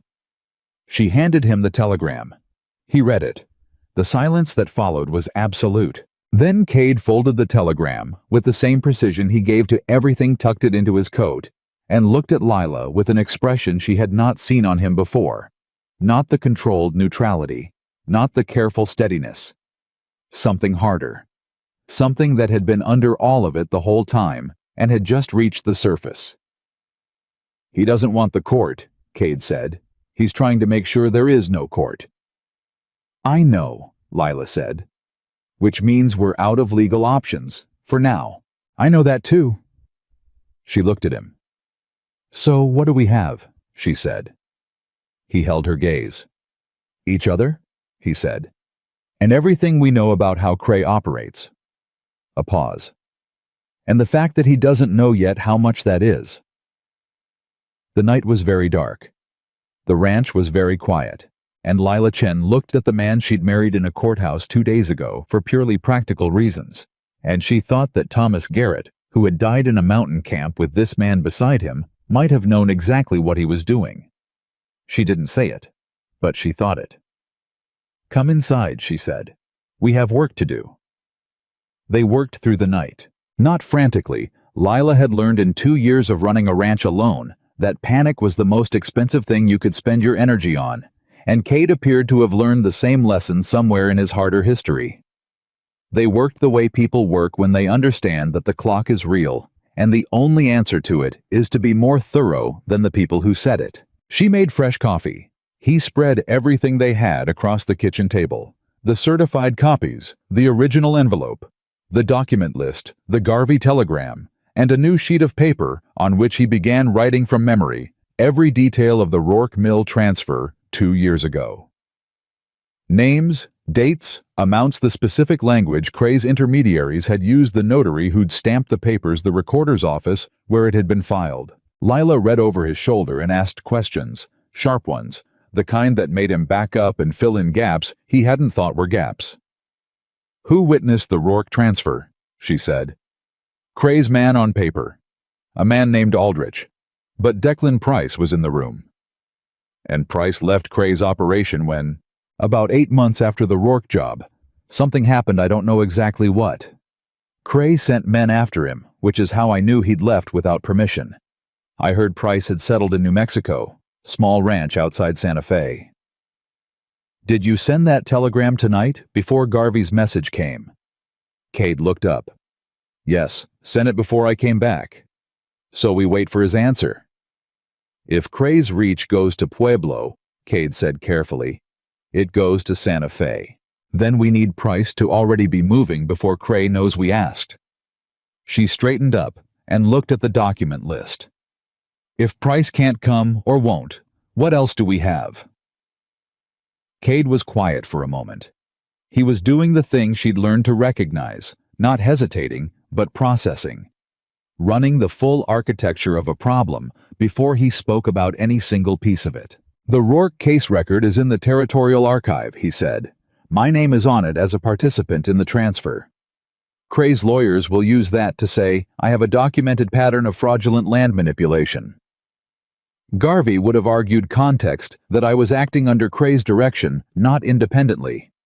Without Garvey, we need someone else to make that argument." "Judge Pruitt," Lila said. Cade looked at her. "Pruitt accepted our filing," she said. "He's already looked at the evidence. Cray went to the district court to avoid him, which means Pruitt is the judge Cray doesn't want, which means Pruitt might be willing to fight for his jurisdiction." She paused. "He was a territorial lawyer for 20 years before he became a judge. He knows how to argue. If we can convince him that Cray's counterclaim is jurisdictional manipulation, which it is, Pruitt can't argue a case he's also judging," Cade said. "No, but he can file a jurisdictional challenge from the bench. He can formally contest the district court's right to supersede his proceeding. That buys time, and it puts Cray's lawyers in a position they didn't plan for, defending their own legal maneuver instead of attacking ours." She looked at him steadily. "Cray built his counterclaim assuming we'd be scrambling. He didn't build it assuming the local judge would fight back." The kitchen was very quiet. Cade looked at her with that expression she'd seen now enough times to know the recalibration, the revision of a map. "You've been thinking about this since the telegram came," he said. "I've been thinking about it since Trent's first visit," she said.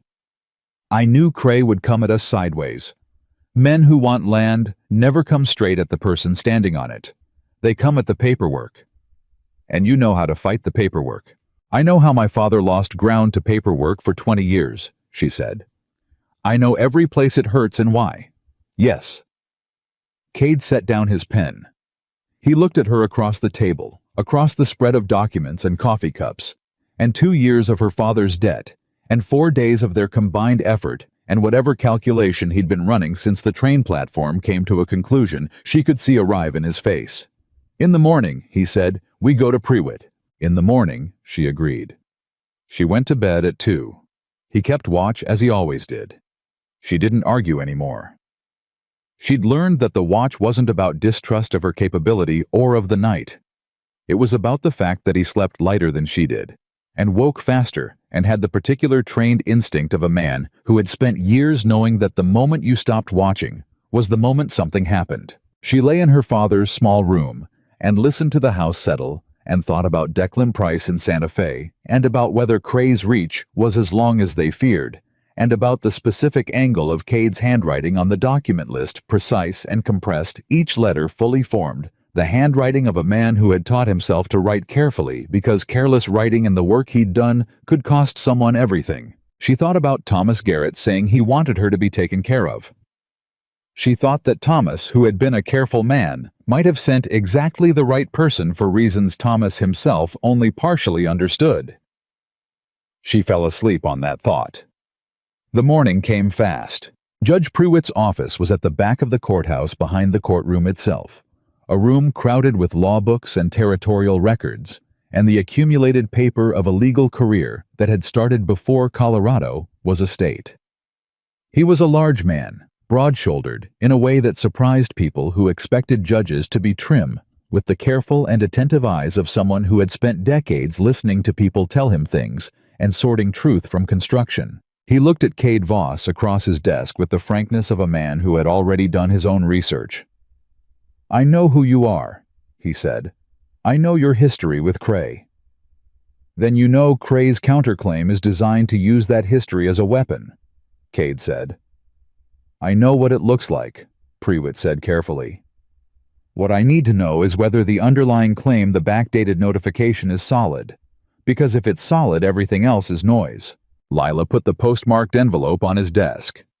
Then the certified copies. Then her written account dated and signed of every communication she'd received regarding the debt transfer with specific dates from her own records. Prewitt read everything. He read it the way Cade read things fully, without skimming, with the focused attention of a man for whom details were the whole point. He set it down. 9 days, he said. "That's the discrepancy." "Yes," Lila said. "And you have the original envelope?" "Yes." "And the certified copies from Aldous Fitch at the recorder's office, who you say was unaware of the discrepancy?" "Fitch didn't know," Cade said. "His reaction when I found it was genuine surprise. Whatever was filed with his office was filed by Cray's people before Fitch had reason to scrutinize it." Prewitt leaned back in his chair and looked at the ceiling with the expression of a man assembling a complex picture. "Cray's lawyers filed in district court yesterday morning. The counterclaim is procedurally valid. They have the right to challenge jurisdiction.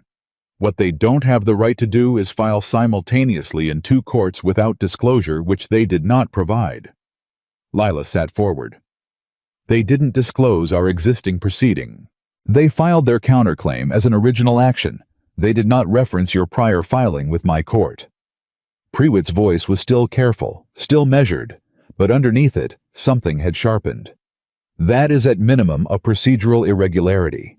At most, it is deliberate concealment of a competing proceeding, which is a sanctionable offense." Cade and Lila looked at each other. "That gives you grounds," Cade said to Prewitt, "to contest the district court's jurisdiction, not just the right, the obligation." "It gives me grounds," Prewitt said, "to file a formal judicial notice with the district court, advising them that a prior proceeding exists in my jurisdiction and that their filing may be procedurally defective." He paused. "It does not guarantee anything. The district court can still rule in Cray's favor, but it puts the burden on his lawyers to explain why they didn't disclose, which is an uncomfortable burden when the answer is that they deliberately chose not to." "How long does that process take?" Lila asked. "Filing the notice today, which I am prepared to do, gives the district court 10 days to respond before any further action on the counterclaim can proceed." He looked at her steadily. 10 days, Mrs. Voss. 10 days. They'd started with 14. They'd lost some to the fire, and Trent's visits, and the back and forth of Cray's legal maneuvering. Now they had 10 days in which Prewitt's judicial notice would freeze the district court action, and in those 10 days, they needed either Declan Price or some equivalent leverage. "Do it," Lila said. Prewitt nodded. He pulled a sheet of official paper from his desk drawer and uncapped his pen. They left the courthouse 40 minutes later with Prewitt's notice filed and a copy in Lila's hand, and she stood on the courthouse steps in the same spot where 4 days ago she had walked away from a marriage ceremony with Cade, half a step behind her. And she felt the difference between then and now, as a physical thing. Not confidence exactly, but traction. The feeling of ground that held when you put weight on it. We bought time, she said. We bought time, Cade agreed. Now we need price. They got his answer that afternoon.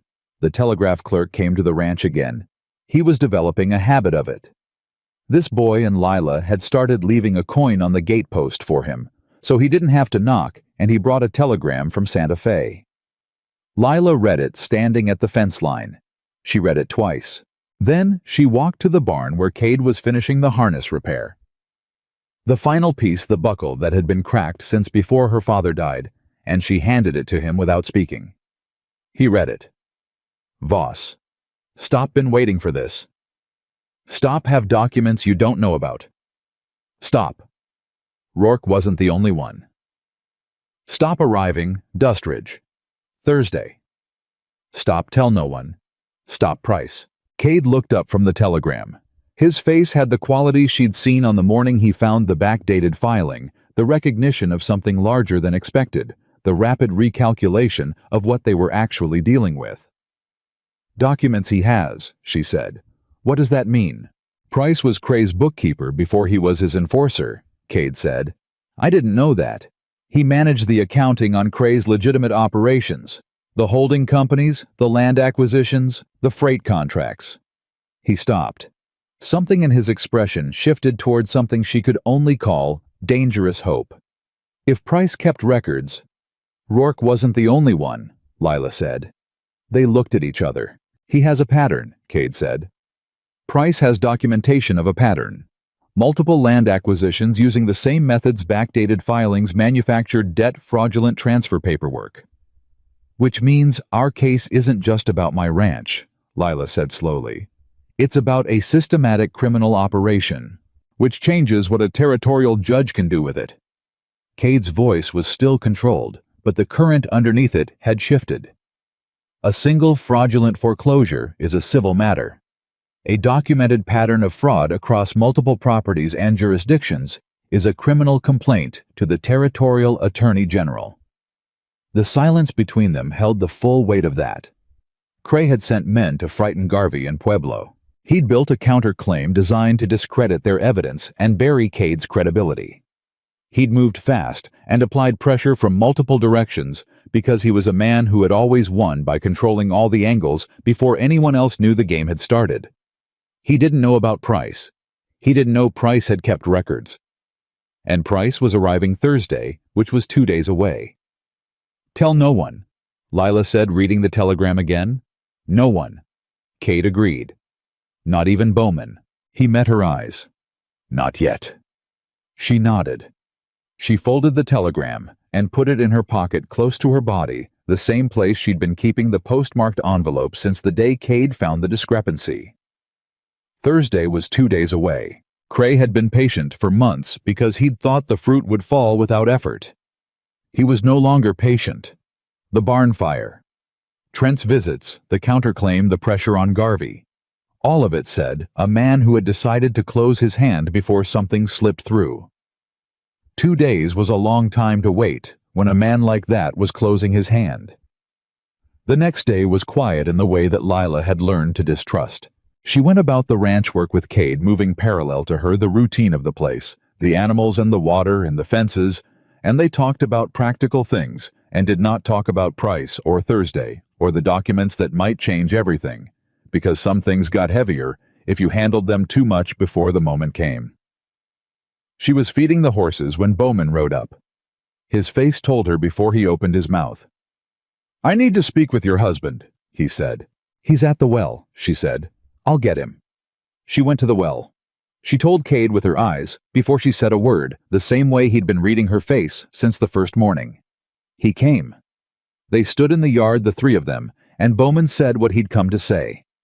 Harlan Dowd had left Dustridge, packed his personal belongings from his office at the bank the previous evening, settled his affairs, locked his desk, handed the branch keys to his assistant, and ridden north before dawn. No notice, no forwarding address. He knew, Lila said. He knew something was coming, Bowman said. Men don't clear their desks and leave without notice unless they're running from something or running to something. Given everything. He stopped. He looked at Cade carefully. Given what I know about the situation, I'd say Cray told Dowd to make himself scarce. Cray is pulling his visible pieces back, Cade said. Or protecting them, Bowman said. Lila thought about what Dowd's departure meant. The banker had been the local mechanism, the man who had managed the original debt, facilitated the transfer, kept the face of legitimate banking on Cray's land acquisition. With Dowd gone, that mechanism was gone, which meant Cray was shifting his approach. He's not going to wait for the court, she said. Both men looked at her. He pulled Dowd because he doesn't need him anymore. The legal approach, the debt, the foreclosure, the counterclaim, he's used it to buy time and apply pressure and discredit us. But he knows we're not giving up. He knows we found the discrepancy and Prewitt filed the jurisdictional notice, and he knows. She stopped. Something cold moved through her. He knows about Prewitt. Cray has eyes in this town, Bowman said quietly. Then he knows our legal position is stronger than he planned for, Cade said. Which means he's considering something other than the courts. What does that mean? Bowman said, though he asked it like a man who already knew. It means Thursday matters more than we thought, Cade said. And it means the next 48 hours are the most dangerous. Bowman's jaw set. He was quiet for a moment, the quiet of a man at the edge of his own decision, weighing what he'd been careful to avoid against what he couldn't anymore. Tell me what you need from me, he said. Cade looked at him. I need you to be visibly present, Cade said. In town, not here. If Cray's people see the sheriff watching our gate, they'll know we're expecting something. I need them to think we don't know it's coming. And if it does come, then it comes, Cade said, and we deal with it. Bowman looked at Lila. You understand what he's saying. He's saying we use ourselves as bait, she said. Yes, I understand. And you agree. She held Bowman's gaze with the same steady directness she'd been holding everyone's gaze with for 5 days, and she thought about her father working this land for 30 years, and Thomas Garrett dying in a mountain camp trying to make sure it was protected, and Cade Voss stepping off a train into a life he hadn't planned because he'd made a promise to a dying man, and honor didn't give him the option of breaking it. I agree, she said. Bowman left. She and Cade stood in the yard in the afternoon light and looked at each other, and the thing that had been growing between them, the thing that was not quite trust yet, and not quite something more, the thing they hadn't named because naming it would have required a kind of attention they couldn't spare, was very present in that moment, not comfortable, not romantic. Something rawer than either of those. The presence of two people who had come to depend on each other in the specific undecorated way that shared danger created. If Price has what he says he has, Lila said, and we can get him to Prewitt, then Cray's entire operation is exposed, Cade said. Not just the claim on your land, all of it. That's why he's moving now, she said. He doesn't know about Price, but he knows we're more dangerous than he planned for, and he's trying to end it before it gets bigger. Yes. She looked at him. Are you afraid? He considered it, which she respected. He never answered questions about his inner state reflexively, which had initially read as evasion and now read as honesty. No, he said. I've been afraid. When Thomas was dying and there was nothing I could do. When I was riding here on the train, not knowing if any of this was the right choice. He paused. Right now I'm clear, which is different from afraid. Clear, she repeated. I know what I'm defending, he said. That makes it simple, not easy. Simple. She held his gaze for a moment. Thomas said you saved his life twice, she said. He exaggerated. He wasn't an exaggerating man. Something moved across Cade's face, that not quite smile, the small private thing that she'd been cataloging without meaning to. No, he said. He wasn't. Then I'm glad you were there, she said. When he needed you. He didn't answer that. He didn't need to. The answer was in the fact that he was here standing in her yard, with her land behind him, and the fight in front of him, and no requirement on earth other than a dead man's promise to make him stay. The night came without incident, and then Thursday arrived. Declan Price was not what she'd expected. She'd built a picture from Cade's sparse descriptions, a former enforcer and bookkeeper, a man who'd left Cray's operation under pressure, who'd been living quiet in New Mexico. She'd expected someone like Cade contained economical, the worn-down look of a man who carried things. Price was 50, maybe older, with a round open face, and the hands of a man who'd been doing physical work for years, and the eyes of someone who'd spent a long time being very careful and had recently, in the last few miles of the ride to Dust Ridge, decided he was finished being careful. He brought a saddlebag. Inside the saddlebag was a leather document case latched with the initials DCP stamped into the leather. He put it on Lila's kitchen table and looked at Cade and said, "You look worse than the last time I saw you." "You look better," Cade said. "New Mexico suits me." He sat down. "Mrs. Voss?" He nodded at Lila with the directness of a man who didn't waste time on ceremony when the situation had already provided plenty of context. "Your husband pulled me out of a box canyon in 1877. I've been waiting for the chance to return the favor." "He didn't mention that," Lila said. "He wouldn't." Price unlatched the document case. "I have 4 years of records, every land acquisition Cray made through Territorial Resources Consolidated and his other holding companies. Every backdated filing, every fraudulent transfer, every notary who was paid to stamp documents he shouldn't have stamped." He spread the first set of papers across the table. Rourke was the third. There were 9 before him, and at least 6 after. 14 properties total across 3 counties and 2 territories. Lila looked at the papers. They were meticulous, organized by date and property. Each transaction documented with originals, not copies originals, of the fraudulent filings, cross-referenced with dates and names and amounts. The accounting records of a systematic criminal operation laid out with the care of a man who had understood what he was looking at and had kept everything against the day he'd need it. "Why did you keep these?" she said. Price looked at her. "Because I was part of it," he said simply. "Not as much as some, more than I should have been. I kept the records because—" He stopped.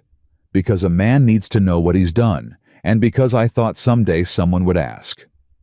"Cray will know you came," Cade said. "Cray already knows I left New Mexico. His people were watching my place. I left 2 days early through the back of the property." Price's expression was calm. "I'm done running from Dalton Cray. I ran far enough and long enough, and I'm 51 years old, and I'm tired." Something passed between the two men. Not words, not anything visible. The particular communication of people who had known each other in circumstances that left marks. "Prewitt," Lila said. "We take this to Prewitt today."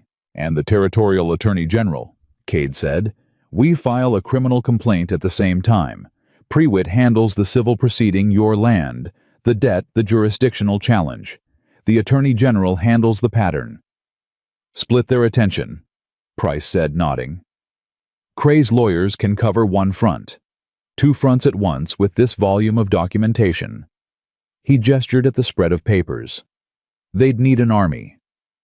"He has lawyers," Cade said. "We have 14 properties worth of fraud," Price said.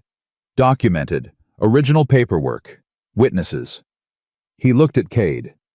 "I'm a witness. To the Rourke transfer and 3 others I personally handled the accounting for." Lila stood up. "How long to copy the most critical documents? The ones for Prewitt's proceeding specifically?" "An hour," Price said. "Maybe less." "Then we start now." They copied. Lila wrote. Price dictated the accounting notations that contextualized each document. Cade organized the sequence, building the argument in the order a judge would need to receive it. The 3 of them worked around that kitchen table with the focused efficiency of people who understood exactly what they were building and why it mattered. They were an hour in when the sound came from outside. Not horses, not the approach of riders. Something different. The sound of movement, multiple points of it surrounding. Cade was at the door before Lila finished registering what the sound meant. He looked back at her. "Get the rifle," he said. "I have it," she said. She already did. Price stood up from the table.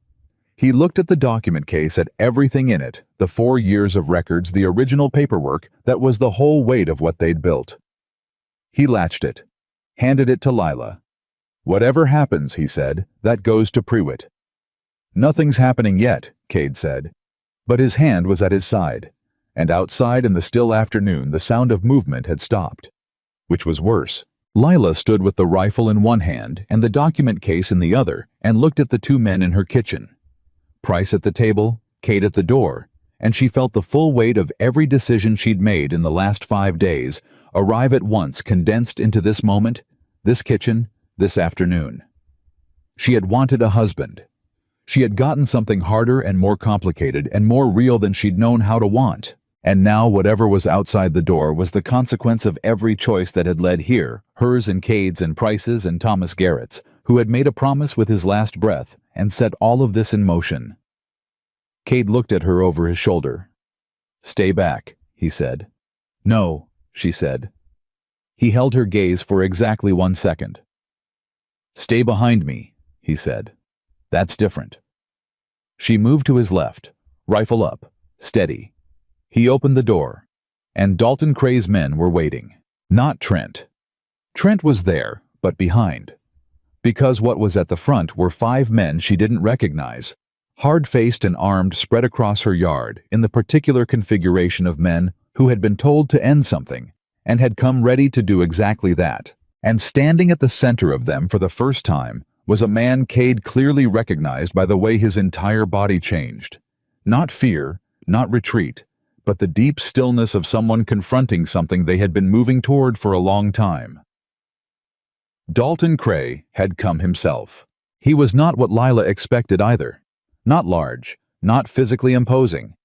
A man of 60, perhaps well-dressed, with a calm and pleasant face that had learned to wear authority like a coat and wore it so naturally you might not notice it was on. He looked at Cade. "Voss," he said, "you've caused a considerable amount of trouble for a man who just came to honor a friend's last request." "I have that effect," Cade said. Cray's eyes moved to Lila, then to the document case in her hand. His gaze stayed there 1 beat too long. He knew what it was. He didn't know exactly what was in it, but he knew enough. "Mrs. Voss," he said with the particular courtesy of a man who used manners the way other men used weapons. "I'd like to make you a very generous offer. One I think you'll find it difficult to refuse." Lila looked at him. She thought about 14 properties. 9 before Rourke. 6 after. 27 years of Dalton Cray deciding that the land other people had built their lives on was his to take, that the paperwork was his to falsify, that the people standing on the land were obstacles to be removed. She thought about her father. "I've already refused your offers," she said, "twice." "This one is different," Cray said. "They always are," she said. "The answer is still no." Something shifted in Cray's pleasant face. Not anger, something colder than anger. The expression of a man recalculating from courtesy to the alternative. His eyes moved to the 5 men spread across the yard, and Cade stepped fully through the door and onto the porch, putting himself between Lila and every one of them, and his voice when he spoke was the voice she'd heard on the train platform, flat, even not unkind, just absolute. "Dalton," he said, "it's done." Cray looked at him. "You don't have the numbers," Cray said. "I have enough," Cade said. "And in about 20 minutes, Sheriff Bowman is going to ride past on his regular circuit, and when he does, you're going to have a choice about how this looks to a badge." It was a calculated risk. Bowman's circuit was real. They'd arranged it yesterday quietly, but 20 minutes was an estimate, not a certainty. Cray knew that too. The yard was very still. Lila's hands were steady on the rifle. Price was behind her in the doorway. Cade was between her and 5 armed men, and one very dangerous old man who had built a criminal empire on the assumption that people would fold when the pressure was sufficient. She was not going to fold. She had not folded in 2 years alone on this ranch, and she was not going to start now with her father's land behind her and Declan Price's documents in her hand and a man in front of her who had come here on a dead man's promise and stayed for reasons that had grown past promises entirely. Cray looked at Cade for a long moment. Then he looked at Lila. Then he looked at the document case. "You know what's in that," he said. Not to Lila, to Cade. "Enough," Cade said again. The silence stretched. And then from the south road, exactly when Cade had said he'd come, exactly when they needed him to be real, the sound of a single horse, steady and unhurried, came up toward the Rafter C gate. Bowman. Cray heard it. Every man in the yard heard it. The calculus changed. Not completely. Not finally. Cray was too old and too careful to make irreversible moves in front of a witness he hadn't controlled. But the particular configuration of 5 armed men in a private yard became, with the sound of a badge on horseback, a public situation with a different set of consequences. Cray's face went through something that was not surrender, but was its close relative, the expression of a man deferring, not giving up. "We'll finish this conversation another time," he said. "In court," Lila said. Cray looked at her one last time, and in his face she saw it not respect exactly, but recognition. The recognition of a man encountering something he hadn't fully accounted for. He turned. His men followed. They rode south, passing Bowman on the road with the particular pointed normalcy of people who had not been doing anything they'd need to explain. Bowman came through the gate. He looked at Cade, at Lila, at Price in the doorway, at the document case. "I'm guessing," he said slowly, "that the 20 minutes was not entirely accurate." "You were early," Cade said. "Lucky for someone." Bowman dismounted and looked around the yard. "Is that what I think it is?" Lila held up the document case. 14 properties, she said. 4 years of records, original documentation. She held his gaze. "We need to get this to Judge Pruitt tonight. And we need to file a criminal complaint with the Territorial Attorney General tomorrow morning." Bowman looked at the case. He looked at Price. He looked at Cade. Then he looked at Lila, at the woman who had been standing alone on this ranch for 2 years and was now standing with a rifle in one hand and 4 years of evidence in the other, and had just held her ground against Dalton Cray to his face. "All right," he said. He said it the way people said things when they'd made a decision that had been a long time coming. "Let's go see the judge." They went to Pruitt that night. All 4 of them, Lila, Cade, Price, and Bowman, crowded into the judge's back office with the document case open on his desk and every lamp in the room burning. Pruitt read in silence. He read the way he always read, with full attention, but something in his posture changed as he moved through Price's records, a progressive stillness. The stillness of a man whose understanding of a situation is expanding past what he'd prepared for. He set down the last page. He looked at Price. "You kept all of this?" "Every page," Price said. "Originals where I had them. Certified copies where I didn't. For 4 years. 4 years and 3 months. Pruitt looked at Bowman. "You were present when Cray's men came to the ranch today." "I rode up as they were leaving," Bowman said. "I saw Cray. I can testify to his presence on the property." "Which means he came personally," Pruitt said.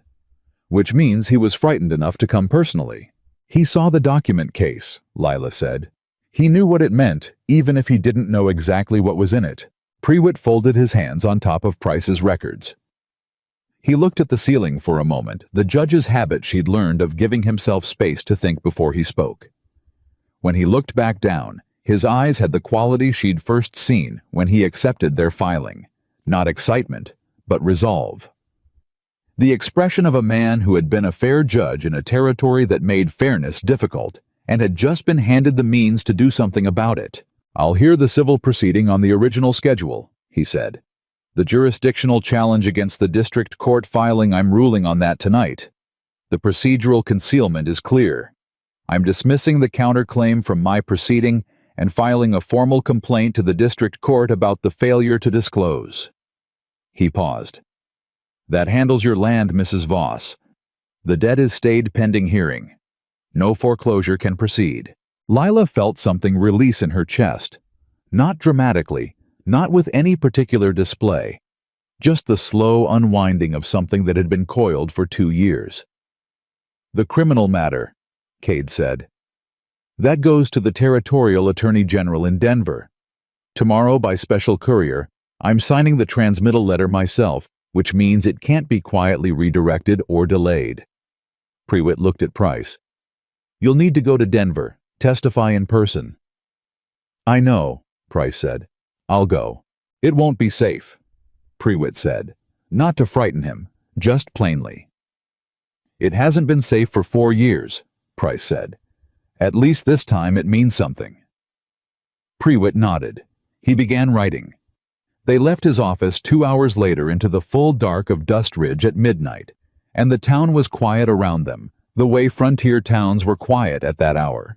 Not peaceful exactly, but temporarily still, the pause between things.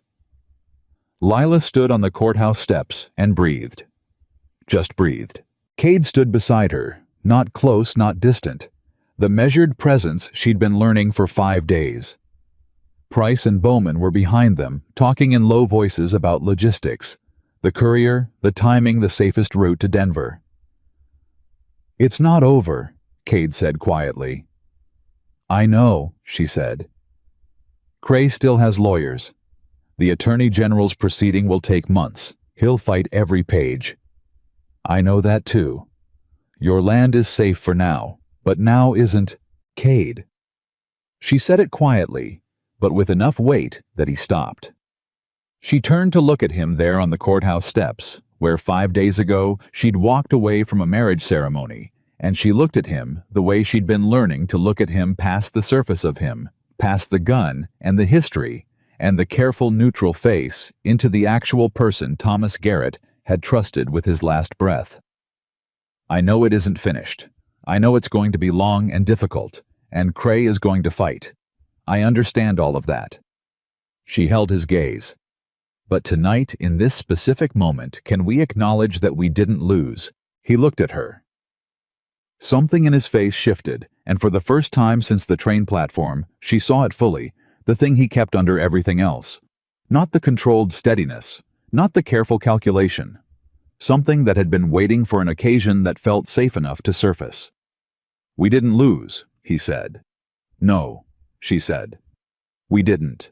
They rode back to the ranch in the dark, the 4 of them, and Lila didn't look at the road. She looked at the sky, which was doing what the Colorado Territory sky did when it wasn't trying to be weather spreading itself out in full, with more stars than any one person had a right to see. The kind of sky that made the smallness of individual problems feel true without making the problems feel meaningless.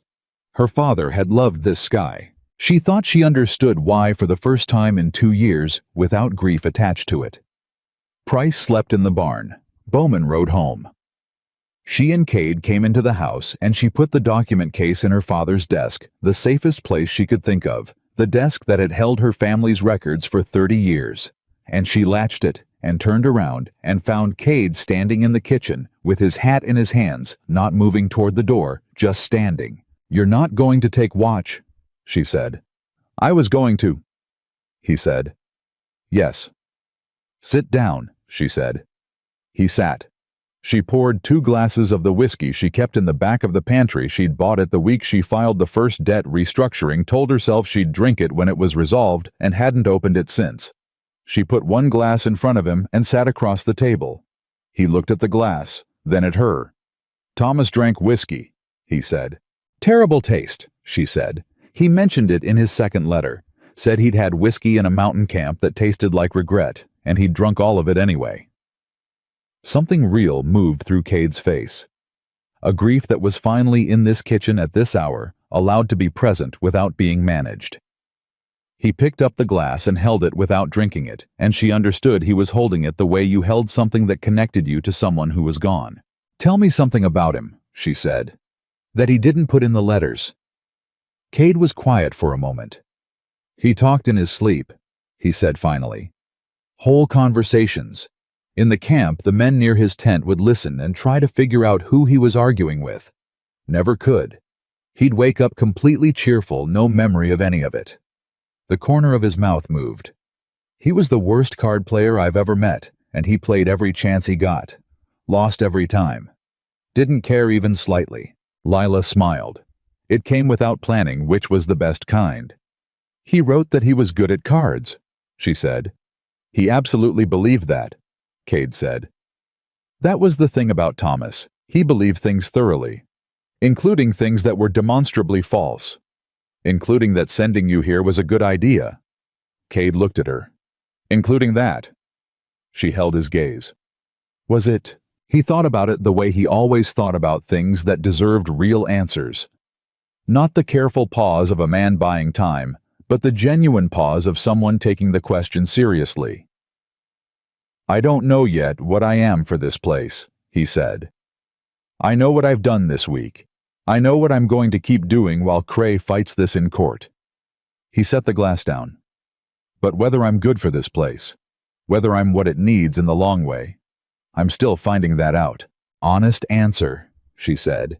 Only kind I have. She turned her glass in her hands. My father used to say the land tells you who belongs on it. Give it time, and it'll tell you. How long did it take him to know he belonged? He said the first winter. She looked at the table. He said the first real hard winter, the kind that tests whether you're going to stay, and then you know. Either you're the kind of person who stays when it's hard, or you're not. And if you are, then you belong, she said simply. The kitchen was quiet. Outside the territory was dark and enormous, and completely indifferent to the specific people in this specific house, which was Lila thought actually a comfort. The land didn't ask you to be significant. It just asked you to be present, to show up every morning and do the work and let the seasons tell you where you stood. She'd been showing up every morning for 2 years. She had a feeling Cade Voss was the kind of man who showed up every morning. She didn't say any of that. It was too large for midnight whiskey conversation, too much of a statement that she wasn't ready to make in words yet. But she thought it, and she let it settle in the quiet between them, and she thought that was enough for tonight. Drink your whiskey, she said. It's a better occasion than the one I bought it for. He drank it. So did she. They didn't talk for a while after that, and the silence was the good kind, the kind that two people only reached when they'd been through something together, and come out the other side, not the same as they went in, but intact. More than intact. She went to bed. He went to the door. Cade, she said. He turned. You don't have to take watch tonight, she said. The judge has the documents. Bowman knows. Price is here. Cray's not going to move tonight. Moving tonight would hand us everything. She held his gaze. Sleep. You've earned it. He held her gaze for a long moment. All right, he said. She went to her room. He went to the barn, and the rafter sea was quiet for the first time in 5 days, with the particular quality of quiet that was not the absence of trouble, but the presence of something stronger than it. The hearing was 8 days later. Prewitt's courtroom was small, and the wooden benches were full, which surprised Lila when she walked in, and then did not surprise her because Dust Ridge was a small town, and small towns came to watch things that mattered. She saw faces she recognized, and faces she didn't, and she walked to the plaintiff's table with Cade beside her, and Price behind them, and the document case under her arm, and she sat down.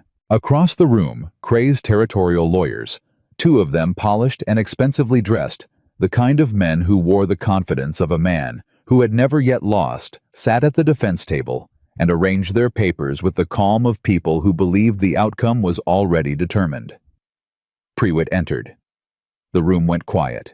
What happened in the next 3 hours was not dramatic in the way that stories made courtrooms dramatic. It was methodical, detailed. The patient incremental work of building an argument from evidence document by document, date by date, the 9 days of discrepancy in a postmarked envelope growing into the larger picture of a system that had done this 14 times before. Price testified for 40 minutes. He was a composed and specific witness, the kind of witness who answered exactly what was asked, and no more, which made him very difficult to discredit, as Cray's lawyers discovered when they tried. Cade testified for 20. His history with Cray was entered into evidence by Cray's lawyers as planned, and then Lila watched Prewitt handle it, Watch the judge take the history that was supposed to destroy their credibility and contextualize it with 3 specific documents from Price's records showing that Cray had used coercion and threat to maintain participation from people who would otherwise have refused. Cray's lawyers objected. Prewitt overruled them. Twice. The third time they objected, Prewitt set down his pen and looked at them over his spectacles with the expression of a man who had been a fair judge in a difficult territory for 20 years and had something specific he wanted to say. "Counsel," he said, "I have reviewed 4 years of your client's documented business practices in this territory. I have reviewed the specific transaction at issue in this proceeding. I have reviewed the filing records in my own county recorder's office, including a document that was fraudulently backdated. And I have reviewed your client's filing in the district court, which concealed the existence of this prior proceeding in violation of clear procedural rules." He paused. "I would recommend that your objections from this point forward be very carefully chosen." The courtroom was very still. Cray's lawyer sat down. Prewitt ruled. The foreclosure action was dismissed. The debt was not erased. Lila had not expected it to be erased, and she hadn't asked for that.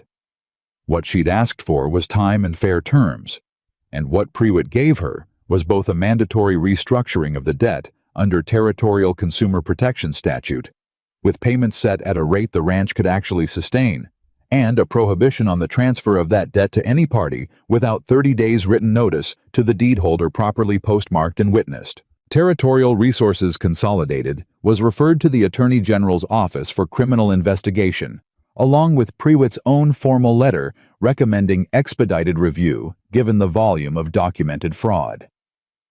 Cray's lawyers gathered their papers in silence. Lila sat at the plaintiff's table and held the ruling in her hands and read it twice. Then she set it down carefully on top of her father's ledger, which she'd brought to the courtroom because she'd wanted it present. She wasn't sure she could have explained why to anyone else, but she'd wanted the ledger there, the 30 years of her father's work present for the day it was finally protected. She felt Cade's hand on the table beside hers, not holding it. Just there. She put her hand over his. Just for a moment. Then she stood up. Price shook her hand across the table.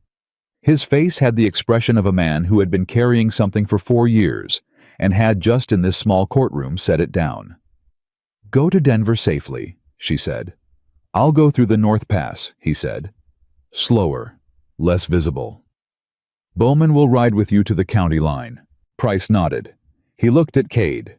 They did the thing, they did the wordless communication that she'd decided was the language of men who had been through things together that didn't translate into ordinary speech. "We're square," Price said. "You were never in debt to me," Cade said.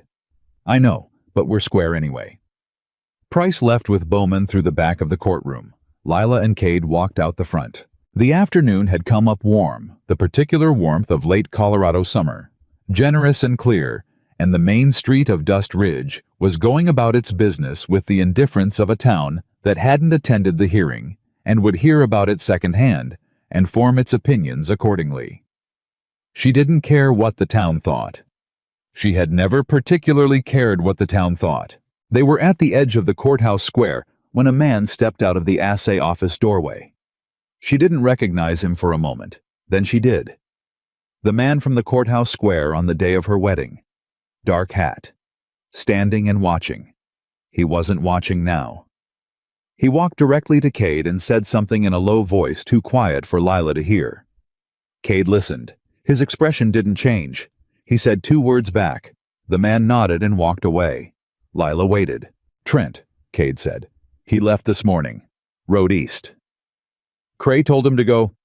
Cray told everyone local to go. After last night, after whatever his lawyers telegraphed him about the Attorney General referral. He paused. "He's pulling back, regrouping. He's not finished, but he's not moving against us directly while the criminal investigation is open. Because every move he makes against us now is evidence," she said.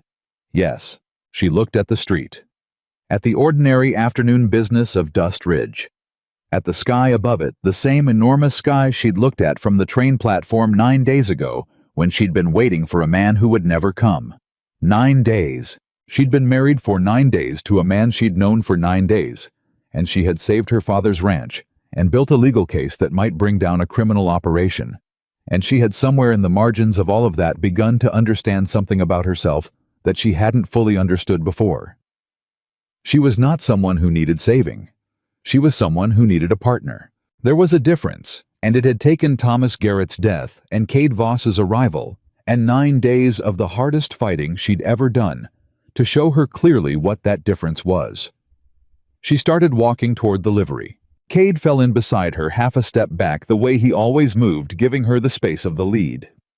She'd noticed it from the first day and had catalogued it in the same list as the knocking on the door and the early mornings and the flat, honest answers to difficult questions. "The ranch needs work," she said. "I know. The east pasture fence is 2 months overdue. The well pulleys are worn. I've been putting off re-roofing the second barn since spring." "I can do the fence and the well," he said. "The roof needs 2 people." "I know. I was factoring that in." She heard something in his step, not a sound exactly, but an adjustment, a small shift. "You're keeping a list," he said. "I keep lists of everything," she said. "You've noticed." "I've noticed." They reached the livery. She untied her horse. He untied his. They rode out of town the way they'd ridden in side by side at the same pace, the measured, unhurried pace of people who were going home. Going home. That was the right word for it. She'd been aware of the shift at some point in the last 9 days, the rafter sea going from the place she'd been defending to the place both of them were riding toward. She didn't know exactly when it had happened. It had happened the way things happened in real life, rather than in stories, gradually, without announcement, the way the seasons changed on the plains. So incremental, you only recognized it when you looked up and found yourself somewhere different than where you'd started. A mile out of town, she said, "You told Bowman you were staying." "Yes."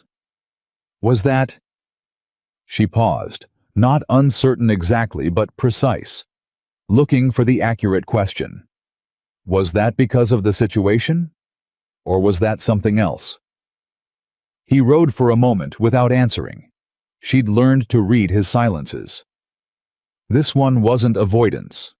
It was the real pause, the one that meant he was being careful not to say something half-true when the whole truth was available. When Bowman asked, Cade said, "I knew the answer before he finished the question." He kept his eyes on the road ahead. "That's not something that happens to me often. Usually I calculate, weigh things, consider options." A pause. "I didn't calculate. I just knew." She rode beside him and looked at the road ahead. "Thomas said you'd make someone want to be better than they were," he said. I thought he meant it as a general statement. I don't think he meant it as a general statement. "No," she said. "Probably not." "Lila?" She looked at him. He looked back at her, and for once, for the first time since the train platform, there was nothing being held back. No calculation, no careful management of what showed on his face. Just the plain reality of a man who had come to a place for one reason and found himself with a completely different reason to stay. "I know what this is," he said. "What I'd like it to be. I'm not going to make claims about what 9 days means or pretend I know what you feel. But I want you to know that I am not staying for Thomas. I am not staying for a promise. Those brought me here." He paused. "What keeps me here is different." She held his gaze. She thought about 9 days.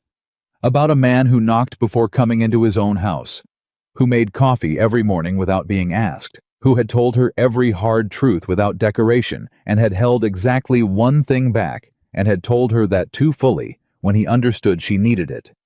She thought about Thomas Garrett, who had died in a mountain camp and sent this man in his place, and who had been right about him in the specific, careful way that careful men were right about things. She thought about her father saying, "The land tells you who belongs on it." "I know what keeps you here," she said. Something in his face went very still. "I'm not ready to say everything," she said. "Not yet. 9 days is 9 days, and I'm not a woman who says things she isn't certain of." She held his gaze steadily. "But I'm certain of enough. For now, I'm certain of enough." He nodded. Just that. A single nod, simple and absolute. They rode the rest of the mile in silence, and it was the best silence she'd had in 2 years. Not the silence of a woman alone with her father's debt and her father's land and the weight of everything he'd built, but the silence of two people who had said what needed saying and were letting it rest in the space between them, where it could grow at its own pace. The Rafter Sea came into sight. The barn with the charred corner they'd need to repair. The fence line her father had set. The house where Thomas Garrett's letters lived in the desk alongside Dalton Cray's documents, and a territorial court ruling, and the beginning of whatever came next. Her land. Their land now. In the legal sense. In the real sense, she was starting to think. They rode through the gate. Cade dismounted and took her horse's reins without being asked, and led both horses to the rail, because that was what he did. The practical care that preceded everything else. The man who fixed fence posts before he was asked, and made coffee in the dark, and kept watch when she needed sleep. She stood in the yard of her father's ranch and looked at the shape of it, every board, every fence post, every hard-earned acre, and she thought about the woman who had stood on a train platform 9 days ago, in her mother's dress, waiting for salvation to arrive on schedule in the form of a mail-order husband. Salvation had not arrived on schedule. It had arrived on its own terms in its own form at a cost she hadn't anticipated, and a price she would have paid anyway if she'd known, because what she had now was not what she'd hoped for. It was better, more complicated, more earned, more real. She heard Cade behind her finishing with the horses moving toward the house with the easy, purposeful movement of a man on his own property doing ordinary tasks. She turned to look at him. He looked back. "East fence tomorrow," he said. "East fence tomorrow," she said. He went inside. She stood in the yard for one more moment alone, the way she'd stood in this yard every evening for 2 years, but not the same as before. Not the aloneness of a woman who had no one. The aloneness of a woman who had chosen to stand here a moment longer in the evening quiet, with someone waiting inside. She looked at the sky. She thought of Thomas. She thought he would have been good for this place. And then she thought, but he sent something better. He sent someone who showed up, not because the situation was easy, but because the promise was real, and then stayed, not because of the promise, but because of her. She went inside. The door closed behind her. The Rafter Sea stood in the evening light, damaged, and standing earned and defended alive with the specific stubborn life of something that had been fought for by the people who loved it. And it was in every way that mattered exactly where it had always been. Home. Not because the deed said so, not because a court had ruled it so, but because two people who had come to it broken and burdened and full of the weight of other people's choices had stood on it together and refused to move, and that refusal had been enough, and the land, the way her father always said it would, had told them both exactly where they belonged.